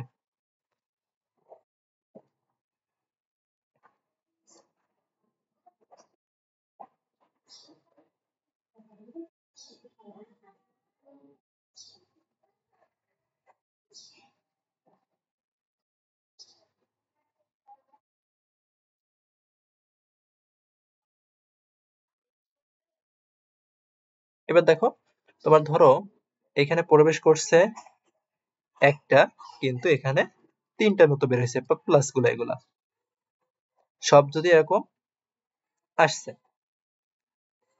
মানে এখানে যদি বেশি বের হয়ে যায় সেক্ষেত্রে তুমি বলবা প্লাস, কিন্তু আবার যদি উল্টা হয় ঢুকছে বেশি কিন্তু বের হয়েছে কম, মানে বেশি পরিমাণে যদি ঢোকে তাহলে সেক্ষেত্রে হবে নেগেটিভ। সেক্ষেত্রে হবে নেগেটিভ। পজিটিভ, নেগেটিভ এবং শূন্য কখন হবে এটা বললাম, চিত্র দেখে এটা অ্যান্সার করা যাবে। সমান যতটুকু বের হয়েছে ঢুকছে এগুলাকে যদি সমান হয়ে যায় তখন সেটাকে তুমি বলবা সলিনয়েডাল। এটা আসে কিন্তু রিটার্নে। ডাইভারজেন্স সলিনয়েডাল কখন হবে? যে ন্যাবলা ডট ওই যে ভেক্টর ক্ষেত্র দেওয়া আছে ওই ভেক্টর ক্ষেত্র করে যদি শূন্য আসে, আর ডট গুণফলের নিয়ম তো দেখানোর দরকার নাই, তখন সেটাকে তুমি বলে দিবা সলিনয়েডাল। আচ্ছা, একটা জিনিস প্রায় আসতে দেখা যায় যে অবস্থান ভেক্টরের ডাইভারজেন্স কত, অবস্থান ভেক্টর ডাইভারজেন্স কত। তা তুমি তো জানো যে অবস্থান ভেক্টরটা কি? X I cap, Y J cap and Z K cap, এইটাই হচ্ছে আমার অবস্থান ভেক্টর। এটা ডাইভারজেন্স বের করতে বলছে, তার মানে নাবলা ডট এই আর দিতে হবে। তাহলে এখান থেকে আমি কি বলবো? DD X I cap, DD Y J cap and DD Z K cap, এটা আমরা কি করছি? নাবলা এর মান লিখছি। এবার এখানে আর দিতে হবে। আর কি?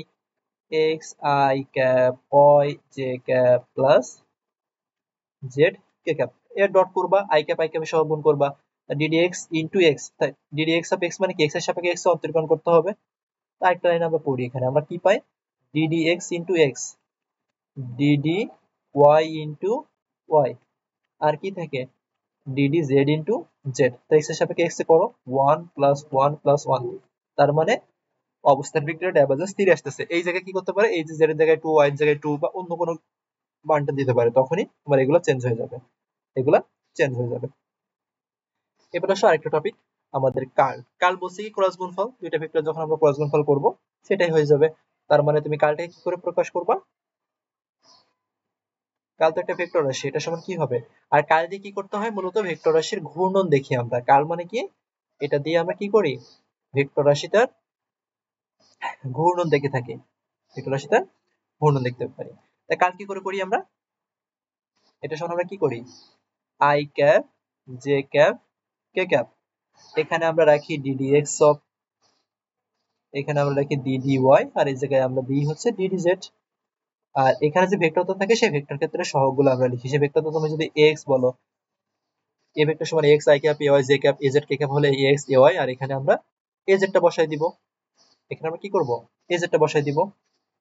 যদি এই ভেক্টর ক্ষেত্রটা তুমি এই a ভেক্টর বলো, ax I cap ay j cap and az k cap, যদি এইটুকু হয়ে থাকে, এইটুকু হয়ে থাকে। আচ্ছা, এই জায়গায় আর কথা আছে, এখানে কতগুলো কথা আছে দেখো। তুমি যদি তড়িৎ বলরেখার কথা চিন্তা করো, তড়িৎ বলরেখার কথা চিন্তা করো, আমি এটা দিয়ে বোঝাচ্ছি। তড়িৎ বলরেখা কি হয়, এই যে এটা যদি পজিটিভ হয়, এটা যদি নেগেটিভ হয়, এখান থেকে আসে, এখান থেকে আসে, এখান থেকে আসে, পজিটিভ থেকে নেগেটিভ দিকে আসে। এখানে কিন্তু কিন্তু ঘুরতেছে না, এটা কিন্তু ঘুরতেছে না, ঘুরতেছে, ঘুরতেছে না। কিন্তু তুমি যদি একটা চৌম্বকের ক্ষেত্রে দেখো, যদি এগুলা চৌম্বকীয় চ্যাপ্টারে আছে, একটা চৌম্বকের দুইটা পোল থাকে, একটা নর্থ পোল একটা সাউথ পোল থাকে। তা এইখানে চৌম্বক বলরেখাগুলা কি হয়, চৌম্বক বলরেখাগুলা নর্থ পোল থেকে শুরু করে সাউথ পোলের দিকে যায়। চৌম্বক বলরেখাগুলা নর্থ পোল থেকে শুরু করে এই সাউথ পোল দিকে যায়। দেখো এখানে কি হচ্ছে, ঘুরে যাচ্ছে না, ঘুরতেছে, এইখানে ঘুরতেছে, এইখানে ঘুরতেছে। চৌম্বক ক্ষেত্রকে বি দ্বারা প্রকাশ করতে পারো, তাহলে এই জায়গায় যেহেতু ঘুরতেছে, এটাকে তুমি বলবা কার্ল আছে। আর এটাতে কিন্তু কার্ল নেই। নেই মানে কি, ঘুরতেছে না, ঘুরতেছে না মানে কার্ল নেই, তার মানে এক্ষেত্রে কার্ল জিরো। কার্ল জিরো মানে এটাকে বলা হবে অঘূর্ণনশীল। অঘূর্ণনশীল, যেটা ঘুরবে না, কোনো কিছু তার ক্ষতি হবে না, সেটাকে আমরা কি বলতে পারি, সংরক্ষণশীল। তাই অঘূর্ণনশীল মানে এটা হবে তোমার সংরক্ষণশীল। আর যেটা ঘুরবে তার মানে এখানে তুমি মান পাবা। আর অঘূর্ণনশীল মানে কি, তোমার দুইটা ভেক্টর দিয়ে বলবে যে এই দুইটা ভেক্টর তোমার ঘূর্ণনশীল কিনা বা অঘূর্ণনশীল কিনা বা সংরক্ষণশীল কিনা। তাহলে এইখানে যেহেতু ঘূর্ণন আছে, তার মানে এখানে আমরা বলবো কি, এটা হচ্ছে ঘূর্ণনশীল। আর ঘূর্ণনশীল মানে এটা অসংরক্ষণশীল, অসংরক্ষণশীল। এই, তাহলে এখানে তোমার দুইটা ভেক্টর বলতেছে, যেকোনো একটা ভেক্টর দিয়ে বলবে যে এই ভেক্টরটা অঘূর্ণনশীল কিনা বা ঘূর্ণনশীল কিনা বা সংরক্ষণশীল কিনা বা অসংরক্ষণশীল কিনা। সেক্ষেত্রে তুমি কি করবা, মানে এরকম থাকে, ধরো এ একটা ভেক্টর দেওয়া আছে 2x I cap,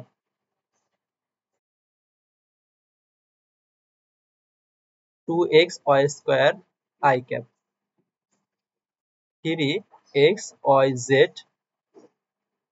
j cap plus x z square k cap. এইটা এইটা তোমার বলতে পারে অঘূর্ণনশীল কিনা, বা এটা কার নির্ণয় করো, অঘূর্ণনশীল কিনা। তুমি কি করবা, কার নির্ণয় করবা, ন্যাবলা পোরাস এ, এখান থেকে তুমি I cap J cap and K cap দিবা। এখানে তুমি কি দিবা, ওই সেই DD X, DD Y, DD Z দিবা। আর এখানে কি দিতে হবে, 2x y স্কয়ার, এখানে দিবা 3x y z, এখানে তুমি দিবা x z স্কয়ার। এবার এই যে এবার সারি কলাম বাদ দিয়ে এখানে তুমি যেটা পাবা, একটা মান পাবো। যদি শূন্য আসে, শূন্য আসে অঘূর্ণনশীল, শূন্য না আসলে এটা ঘূর্ণনশীল বলবা। শেষ। আচ্ছা, লাস্ট আরেকটা জিনিস একটু বলে শেষ করব আমরা, নাল ভেক্টর কাকে বলে, যার